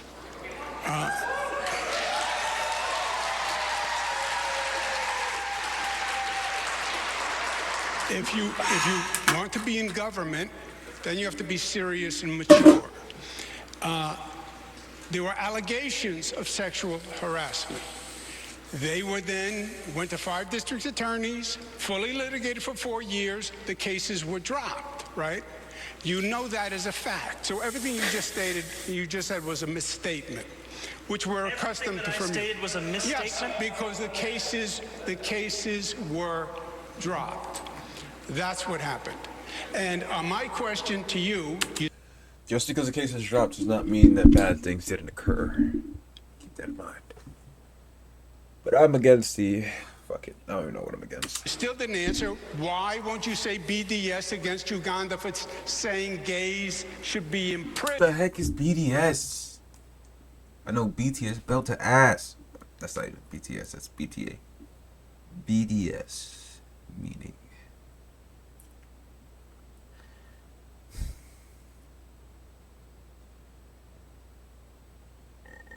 boycott, divestment, and sanctions. Non-violent Palestinian-led movement promoting boycotts, divestments, and economic sanctions against Israel. BDS. Boycott, divestment.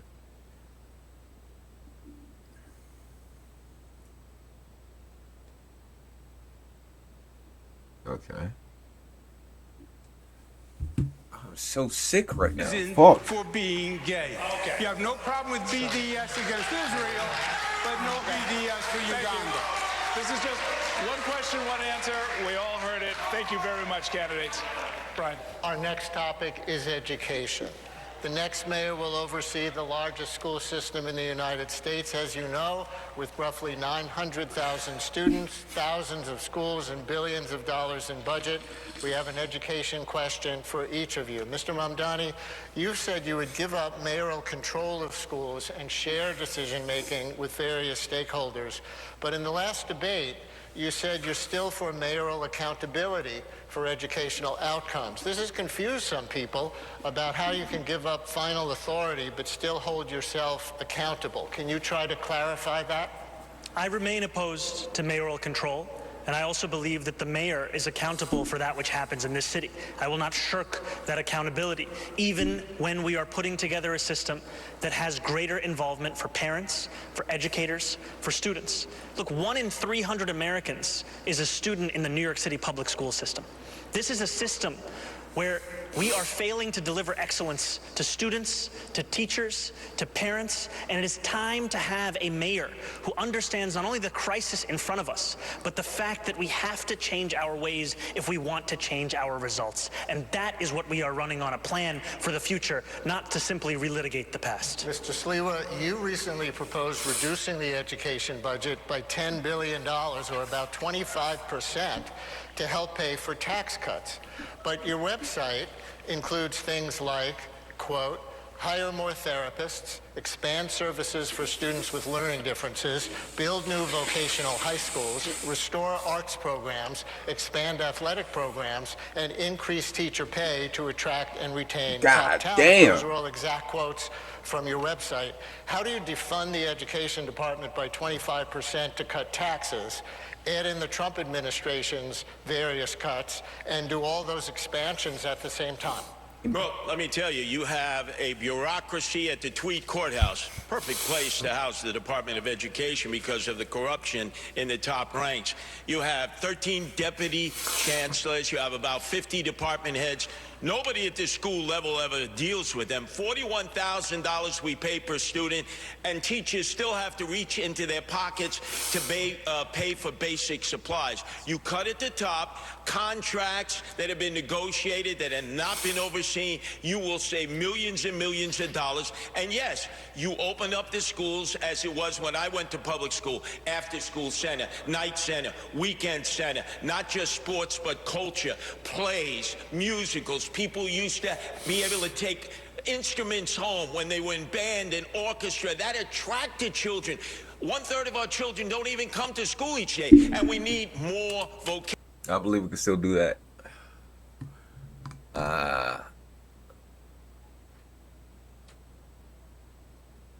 Yeah, I think we can still do that. Vocational training like we had when I was growing up, that's been depleted, and more charter schools. We need to raise the cap and have more charter schools for the children who have been waiting to get in for years. And Katie has an education question for Mr. Cuomo. Thanks, Brian. Mr. Cuomo, there's currently a state law to reduce class sizes in the city. You recently described the law as, quote, reckless, and proposed that popular schools be exempted from this law. You also want to start closing low-performing schools, one of the most controversial policies of Mayor Bloomberg. Would you defy the class size law, and if you close existing schools rather than work to improve them, what specifically helps the kids learn more and where? Yeah, the common denominator on all these things is, the question is, what is your plan to change things, and what is your ability and experience to do it? These are management challenges. And I have managed large bureaucracies. The Department of Education, we lost 1 million students. What's happening is young families have to make a decision when their child has to go to school. They're deciding to go to the suburbs, go to Jersey. They're not going to sacrifice their kid. So it is a terrible problem for the entire city, the shrinking public school system. I would double the gifted and talented programs, double the number of specialized high schools, keep the SAT, and keep mayoral control. It is wholly inconsistent to say, I think it's a top priority, but I want to give up mayoral control, but I want to be a mayor who runs grocery stores. Forget the grocery stores. Run the Department of Education. It was the most single instrumental reform. Mayor Bloomberg was right. The mayor in Boston and Chicago, don't give up mayoral control. Would you defy the law, the class size law? The problem with the class size law, it's a nice idea. The state didn't send the money. The state has not been doing its fair share for the city. If you have a nice idea, that's nice. Send the money. And just a fact check, I don't think we lost 1 million students. We have just about under 1 million students in the DOE system, but just a quick show of hands. I'm sorry, yes. And just a show of hands, no talking. Who is in favor of the cell She got a little bit of an attitude, huh? Just show her hands. No talking. phone ban in schools? Raise your hands. Everyone has raised their hands. They all are in favor of the cell phone ban. Thank you. Okay. Candidates, I want to talk about Rikers Island. I personally don't like that. I don't like that. Because in a normal school, back in my day, in 1772, when I went to high school, you see, you would just bring the cell phone and keep it in your pocket or in your backpack. And when it's lunchtime and you're free to have your cell phone out, you have your cell phone out. And it's no problem. Like, this idea that you need to ban a cell phone. If something happens and I want to call someone, I want to call someone. Like, give the youth that power. Like, what are you worried about? If a teacher can't get their students to put away their cell phones, and that's a terrible teacher, or those are terrible students who should get kicked out of class, instant suspension. But then you could argue, these are kids who come from broken households, and suspending them will only make them worse and push them into more crime. But yes, I just don't think removing their phones is the proper idea. Cell phone ban. And what about the good schools? The good schools with the good students who can actually abide by rules. Now they're just left without phones. What if there's a shooting? God forbid there's a shooting, then you want to call someone. You want to call someone across the block who you know has a gun, has an AR-15, has some training. Perhaps you want to call them. Hey, save me, bro. There's a shooter. Help. Maybe he'll respond faster than cops or the SWAT team or what have you. Just keep this thing in mind. Maybe you have a guy who knows a guy who I'm getting way too creative with this. Under city law, the jail complex on Rikers is supposed to close in 2027. That's something that the next mayor is going to have to navigate. The population, however, has only gone up. It's surpassing 7,000 detainees, and a judge this year put Rikers on a path toward federal receivership. So here's the question. As mayor, will you commit to the closure of Rikers Island as required? And if not, what is your alternative plan? We'll start with you, Mr. Sliwa. Number one, the architect for the closing of Rikers Island is on this stage. That's former Governor Andrew Cuomo. He was the first, and his apprentice is Orhan Mandami. No, you keep Rikers Island open. There are 7 functioning buildings, 3 others that need to be rehabbed. You can move those who have mental health issues and give them the treatment they need as long as they're detained on Rikers Island. Some people do a year of time if they're given that in the courts rather than be shipped upstate. So there are a variety of inmates. We have allocated $8 billion for 4 community jails. The price tag is now up to $16 billion and will only house 4,000 of the 7,000. Guess what? We keep the inmates on Rikers Island and we turn those 4 units in the neighborhoods into affordable housing that we've all been clamoring for. What about the law that requires the closing? Oh, you go into court, you fight. You fight for the taxpayers and you fight to keep inmates on Rikers Island so that we don't just have to lock up toothpaste in New York City, but we lock up inmates. Mr. Cuomo. That is very true.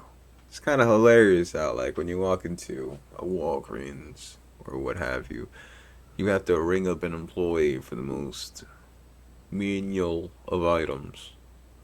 It's kind of dehumanizing the lack of faith they have in the common person to not steal. But of course, this doesn't happen for no reason. There are a breed of people who do steal more often than others, and apparently they stole at such historic rates. This has become the norm in about every neighborhood in New York City. Ridiculous. Zoran has said he'd honor the law closing Rikers in 2027. You can't. Unless you intend to release all the people on Rikers Island, which is the Democratic Socialist policy. The county jails are not going to be built. It was a mistake. The whole plan was a mistake. They are years late, billions over budget. I would say scrap the county jails, build new jails on Rikers Island, provide ferry and bus transportation for people from the other boroughs to visit on Rikers Island, and then use the existing 4 sites for commercial residential. But you cannot close Rikers on 2027 because there's no place to put the people unless you're going to release 7,000 people. Well, you're familiar with the idea that a law is passed, it's supposed to be followed, even if it's difficult, even if the timeline is screwed up, even if the money's not there. Yeah, so then, which is Zoran's position, then you're saying release the 7,000 people. And I'm saying I'm not going to release 7,000 criminals into New York City. Mr. Mondani. There is no one on this stage that is saying that. Yet Andrew Cuomo will repeat it again and again. What I have said time and again, I'll repeat it again, is that yes, we have to close Rikers Island. Rikers Island is a stain on the history of this city. And that this current administration has made it nearly impossible. All I know is Rikers Island stains, maybe shit stains. I've heard of stories of prison inmates, throwing shit at COs, also known as correctional officers, for those of you who aren't aware of the term. And a lot of violence. COs basically fighting the inmates fighting the COs, inmates getting loose, getting free, and causing chaos. And the worst of the worst go there. A lot of fighting, stabbing, stuff like that occurs. To do so by the stipulated timeline. So what I will do is everything in my power to try and meet that deadline, knowing that Eric Adams has made it so difficult because he's had no interest in actually following through on it. And as much as you will hear about experience and running a government, what Andrew Cuomo doesn't seem to understand is the city has already entered into contracts for these borough-based jails, and to end those contracts would be to incur massive fiscal penalties, but that's not something that he seems to care about, even as he speaks about the fiscal stewardship of this city. If I may,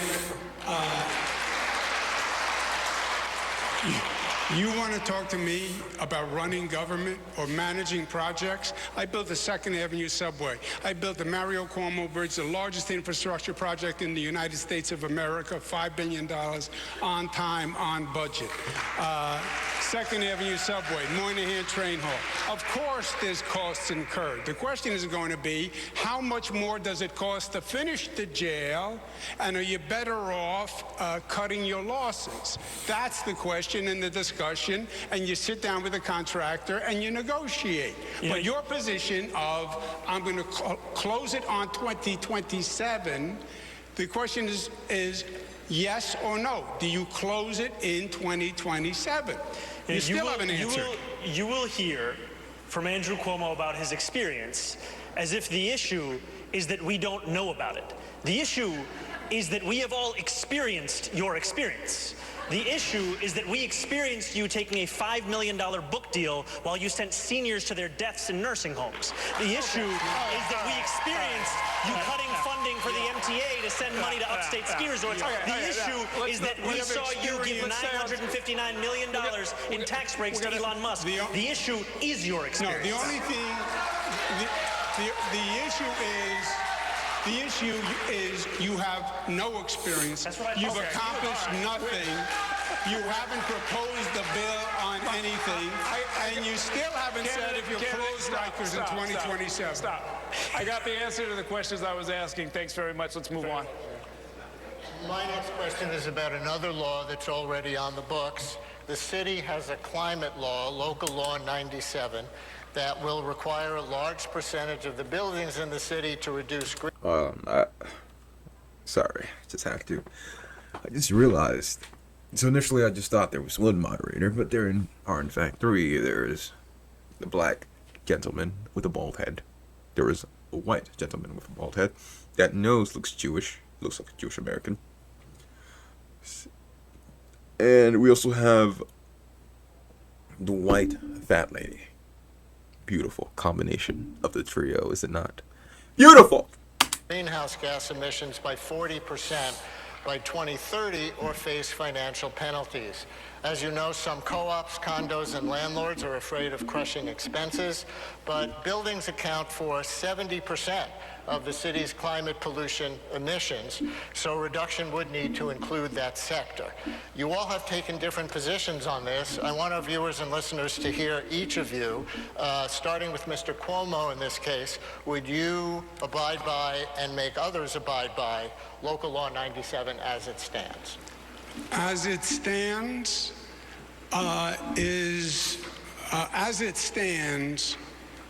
you're going to have to be flexible in the application. What's going to happen now is many companies will just pay the fine because it's cheaper than actually following the rules. And that's the last thing you want. That accomplishes nothing, right? It's just another tax, in essence, on these units.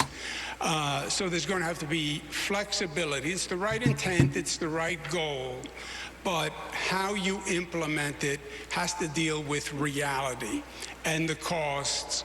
Again, otherwise, I can tell you, I've had this conversation with many of them.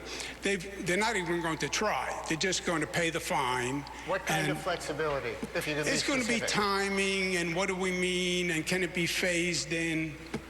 Mr. Mamdani. The climate crisis is one of the most pressing crises facing this city, and we deserve to take it on with the urgency it requires. It is right now easier to pay the fine than to actually comply with this legislation. We have to ensure that we make it easier for condo and co-op owners to follow these laws, and we do that by eliminating the application fees for J51, by extending that tax credit, by also creating a one-stop shop in New York City government that procures at a large scale heat pumps and the very kind of infrastructure needed to comply. We've seen this happen before with clean energy work that's been done in Woodside houses. It's time to bring that kind of work right here so that we can ensure full compliance with Local Law 97. I read that you're proposing the city buy those heat pumps and other tech in bulk and give them to landlords and other buildings for free. Is that accurate? No, it's to actually ensure that they can afford the cost of these things by purchasing using an economy of scale. Thank you. Mr. Sliwa. I'm the only one on this stage totally opposed to Local 97. 100,000 condo and co-op owners. Their maintenance fees will go up 30%. They won't have enough reserve fees. You're going to see massive flight from the co-ops and condos. Now, they want to electrify everything. Well, there's a man on the stage who took Indian Point offline. That was 25% of our electrical output. We haven't been able to meet the need since. And as a result, they're now starting to build, because of the city of yes that I'm opposed, these lithium-ion battery warehouses. Where? Staten Island 38, Brooklyn 12. 8 in Queens, 4 in the Bronx, and none in Manhattan? Oh, no. They're going to electrify, and they don't have the electrical output. So I say no to Local 97. And when I'm mayor, I tell all my commissioners, throw a monkey wrench into the process. We slow it down because we want these condo owners and co-op owners to stay. Mr. Cuomo, you were name checked on Indian Point? I think I was. Indian Point was a danger.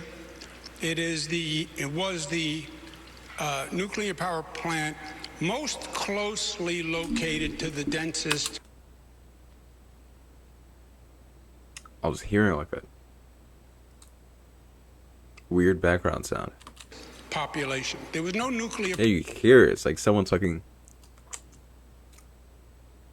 chewing on a mic. Plant on the globe that close to a city. There were 20 million people in what was called the kill zone. Before I became Attorney General, there had been a number of lawsuits to stop it.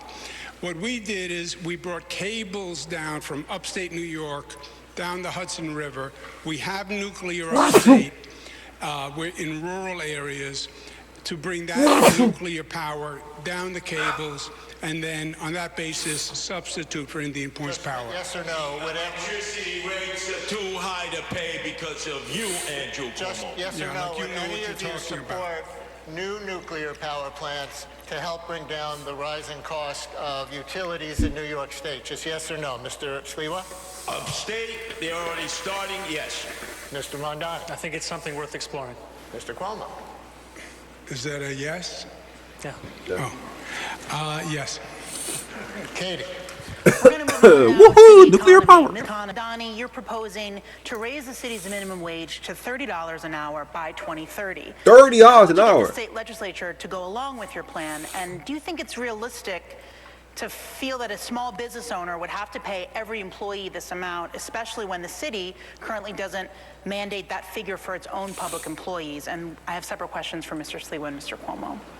So this would be something where the city would have to start doing so as well, because any law that we want New Yorkers to follow, the city should be following it itself. And the reason that we put forward $30 by 2030 is that that's the minimum that a New Yorker needs to be paid to be able to afford to live in this city. And what we are looking at right now is the possibility of the place that we know and love becoming a museum of where working class people used to be able to live. Our proposal that we've put forward would be phased in over a longer period of time for small business owners to ensure that they could deal with this. And it's also one that we are confident we would be able to accomplish because of the fact that we are seeing from New Yorkers time and time again, the absence of it is pushing them to live in Jersey City, to live in Pennsylvania, to live in Connecticut, because they can't afford to live in New York City. Thank you. And for Mr. Sliwa and Mr. Cuomo, if you're not in favor of a $30 minimum wage, what are your plans to raise the salaries of workers in New York City? We'll start with you, Mr. Sliwa. First off, Zoran Mandami deals with fantasy, not reality. Look at all the Uber drivers. Look at all the taxi drivers, the Lyft drivers. They will now have driverless cars. That's what they're pushing. AI that's going to be wiping out so many jobs, especially for young men and women who went to school, got their 4 years of college, 2-year degree, and they're making $155,000, and then they get wiped out. You know what the corporate sector is going to do. They're going to bring in robotics.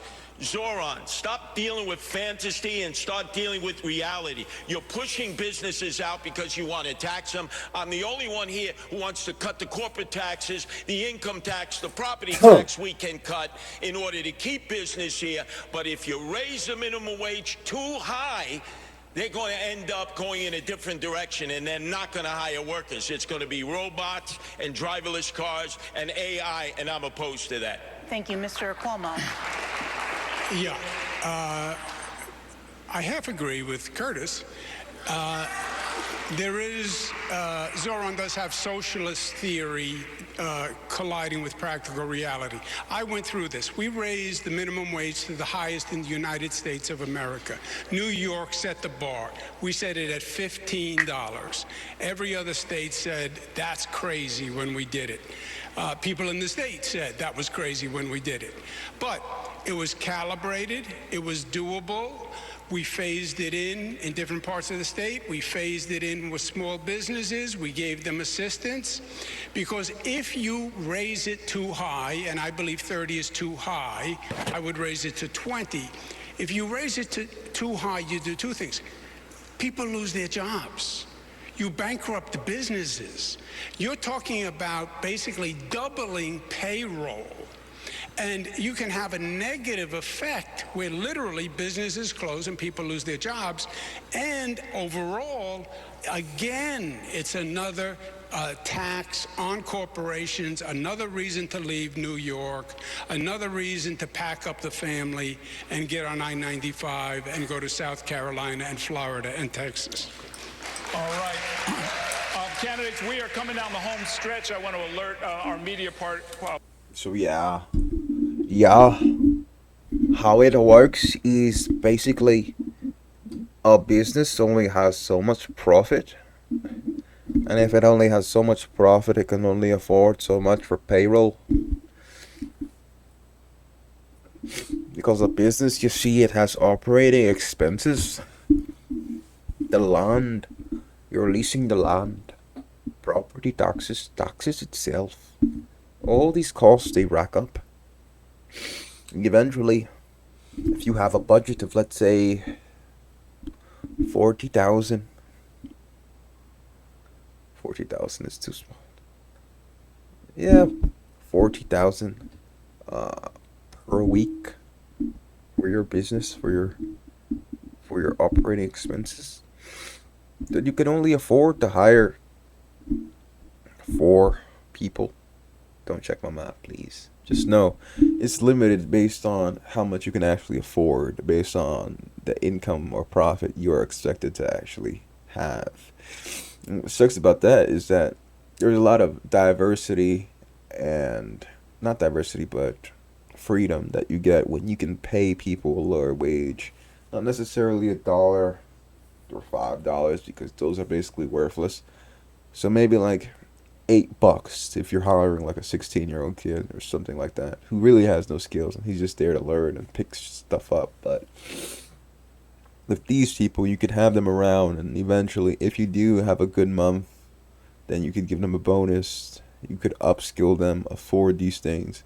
But if you have the same 10 people earning $1,000 each week, and suddenly now you have to pay them $15 when before it was 12 or something, now your profit margin is cut into. And depending on what kind of business you are, that is basically something that may possibly collapse you. And you lose the freedom that you once had. So, and of course the workers, you may say, hey, bro, I know you used to work for me 40 hours. Well, now I'm only going to give you 25, 30 hours. And that trickles down all the way through. So you're still making about the same that you used to make. But you're working less hours. And that, of course, gives the customer a worse experience because he walks into a McDonald's and instead of instant customer service, there's only one person doing all the work because the franchise, or if he's new, just really can't afford to hire a full staff. So, yeah, that becomes a real issue. That's all I'm saying. I would love the chance, if I could go back in time, to be able to walk into any shop and be like, hey, guy, I'll work for you for free or whatever, $5 an hour. But you don't have those freedoms now. You really can't employ someone for free. You have to pay them. So these rules and regulations sometimes ruin the essentials of capitalism. Partners especially, we're going to go over by 5 minutes, and we're going to have Brian lead a conversation about transit. Right, and we're going to have to do this very briefly to each of you because you each have transit things to answer to. Mr. Cuomo, you say the city should take partial control of New York City transit away from the MTA, which is mostly controlled by the state. Would the city then have to foot more of the bill? And if this is a good idea, why didn't you propose it as governor? The capital, first of all, New York City owns the New York City Transit Authority, not the MTA. It leases the trains and subways to the MTA. And then the question is the division of responsibility. New York City does the safety along with the MTA. The problem the MTA is having is the capital construction projects. It has been an ongoing problem. I came in, I took over Moynihan and finished it. I came in and took over Second Avenue Subway, the L train tunnel. The capital construction projects are way overdue. Would it fall more on the city to pay? I would say no. There is a budget set. My only point is the MTA, which is a labyrinth bureaucracy set by Rockefeller, which should have never been done in the first place. It's an overwhelming task for the greatest managers, and I hired both of them. But let the city manage the capital construction from the MTA budget. Mr. Mamdani, make your case briefly for your proposal for free buses for everybody, even those who can afford to pay. Real men don't cry. You know, first I'll just say that one of the most celebrated leaders of the New York City Transit was Andy Byford, who had such a terrible experience working under Andrew Cuomo that he would rather work under Donald Trump right now. The proposal that we have put forward addresses the fact that today, in the wealthiest city in the wealthiest country in the history of the world, 1 in 5 New Yorkers cannot afford the bus fare. It would cost $700 million a year to make the slowest buses in the country fast and free. And by doing so, we would generate more than double in economic revenue for New Yorkers across the city. It would be something that would reduce assaults on bus drivers, it would increase ridership on those buses, and it would actually have environmental impacts as fewer New Yorkers would drive their own car or take a taxi and would instead get on the bus. And I know all of this because I delivered it as a state assembly member who won the first free buses in New York City's history. And Mr. Sliwa, your website, according to my reading has a section on transit safety, but nothing on transit service. Do you have any core proposals for improving it? Oh, sure. First off, Zoran, I get a good belly laugh. Zoran, bro. Oh, all right. I'll keep practicing. I got you. I get a good belly laugh every time I hear you say free fare in the subways. Half the people don't pay anyway. How about fair enforcement? I'm the only one who says we have all kinds of fare programs for the indigent and the poor. But if you don't pay your fare, there needs to be enforcement. And by the way, I've taken the subway almost every day of my life since I was 5. The worst time was the summer of 2017. The summer of hell, Andrew Cuomo, You're right, when Curtis. you were running the subway system as the head of the MTA. I don't trust you with anything to do So with mass transit. how would you make it better? Oh, very simply. Everybody pays their fare, enforcement, more cops in the subway system. And by the way, we can get more people to voluntarily actually sponsor their subway system stations, clean it up, and beautify them, and add some life so the community has input into the subway that they have to go through the sleaze and slime all the time. All right, candidates, we've got just a couple of minutes. Let's have another quick lightning round where each candidate will answer my questions with a quick response, usually yes or no. Name one person you'd like to see run for president in 2028, Mr. Sliwa. Wow, in 2028. Wait. I'm gonna say my name. Hold your horses. Man, I'm dealing right now with 2025. Mr. Mamdani. My only focus is on November. Mr. Cuomo. I haven't thought it through. Oh, They know it's me. They know it's gonna happen. okay. We have a city of hundreds of languages and cultures. Can you greet New Yorkers in a language other than your own, Mr. Cuomo? Ciao. Buenos dias. Ni hao, 我的朋友. Okay. Buona fortuna per 100 anni. Okay. Have you decided on a school's chancellor, Mr. Sliwa? Yes, I would ask Bob Holden, who's taught 40 years. He leads Democrats for Sleewood. Okay. Mr. Mamdani. No, I haven't decided on a chancellor as yet. Okay. Should people be arrested for the solicitation of sex, Mr. Sliwa? No, the Johns, yes. The pimps, the madams, and the absentee landlords. Okay. Mr. Mamdani. No. What the fuck does that mean? What? Of sex, Mr. Sliwa. No, the Johns, yes. The pimps, the madams. Mr. Sliwa. Should people be arrested for the solicitation of sex, Mr. Sliwa? Solicitation.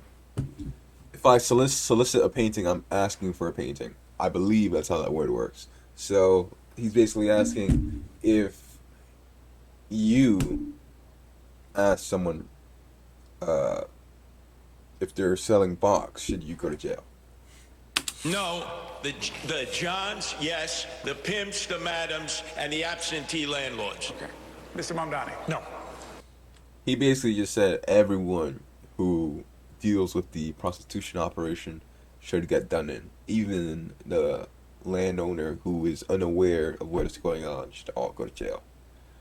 Cool, I guess. He's very anti it, I guess. And Mr. Cuomo.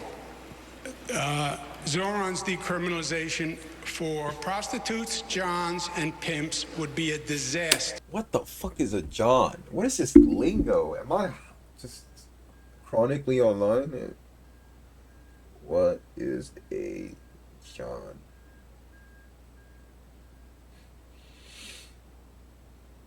Prostitute.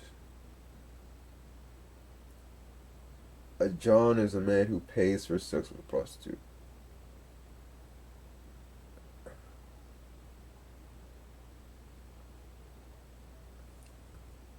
Okay, a John is a guy who pays for sex with a prostitute, but he said no when you're soliciting for sex. To solicit, to ask or try to obtain something from someone. Okay, so a solicitor is someone who only asks for it. A John is someone who actually pays. I guess so. Sort of like a pre-crime. They're asking if they want to charge someone before they actually commit the crime of paying for a prostitute. whatever. on the quality of life in They New should be York City. arrested, you say? Should people be arrested for soliciting sex? It is a criminal offense. I would keep it as it is. Okay. Soliciting is a criminal offense. I did not know that. Hey, yo, Ma from across the street. Can I have sex with you for a fee? Jail. Last question. Can you name one thing that New York got right during the COVID crisis, Mr. Sliwa? New York got right. Oh, wow. He didn't He ain't getting that right. get anything right during the COVID crisis. No. Mr. Mamdani. It only took me 15 minutes to get my vaccine shot when I went for that, and that was an efficient experience. Mr. Cuomo. Thank you for the compliment. That was a city-run vaccine All site. right, No, gentlemen. it wasn't. Thanks so much, gentlemen. That is going to do You still it have to learn some. for this debate. I would like to thank the candidates and our partners and all of you at home. If you missed any part of this debate, you can watch it in its entirety at ny1.com and the Spectrum News YouTube channel. Early voting is set to begin across the 5 boroughs on Saturday, with several other races on the ballot as well, including city controller, public advocate, the 5 borough presidents and members of the city council, as well as 6 ballot initiatives. There's some district attorney races as well. Election day is November 4th. Thank you all for watching. Have a great evening. November 4th, huh? Where?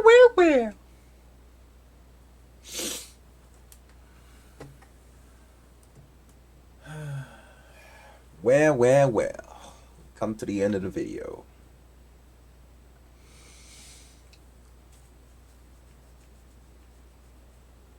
Learn a lot.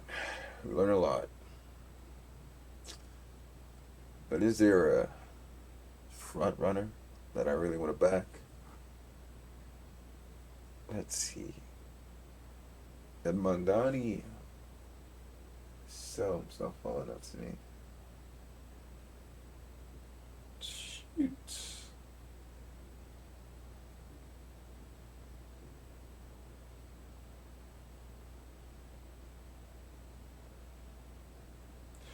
I like Mandani's free bus theory and stuff like that. Sounds nice because look, I'll tell you this. There are many times people who experience don't want to ride the subway or ride a bus because they fear the cost. But guess what? That bus could get you someplace where the opportunity for you to have a job is much higher. Get it? So putting that price tag on all these buses, whether or not you're transferring and your transfer doesn't actually transfer and you have to pay again, or you're getting on one of those express buses which are $7, not $2.90, and so on and so forth. Relieving that stress from someone who maybe doesn't have a consistent job or a full-time job is very helpful. And you get an influx of people who usually wouldn't be working someplace, and now suddenly they have that option available to them because they've managed to stoke out an area that, was previously inaccessible. They get to return day after day without fearing that their income or savings are being chipped into. So that is a real fact. I do like that from Mandani, even though it's socialist. In theory, it works because in theory you get a whole lot more working individuals. You get a lot more interactions of minds, because there's more people taking public transport, more diverse amount of people taking public transport. And overall, it would be more beneficial. Now, Curtis Siwa didn't really, the NIMBY attitude, protecting the residentials, all that stuff. Seemed really ancient, but I was with him when he wanted to condemn the youth. And then Cuomo, this seems like really middle of the road with his opinions. The whole anti-Semitism spat that they tried to pin on Mandani didn't really work.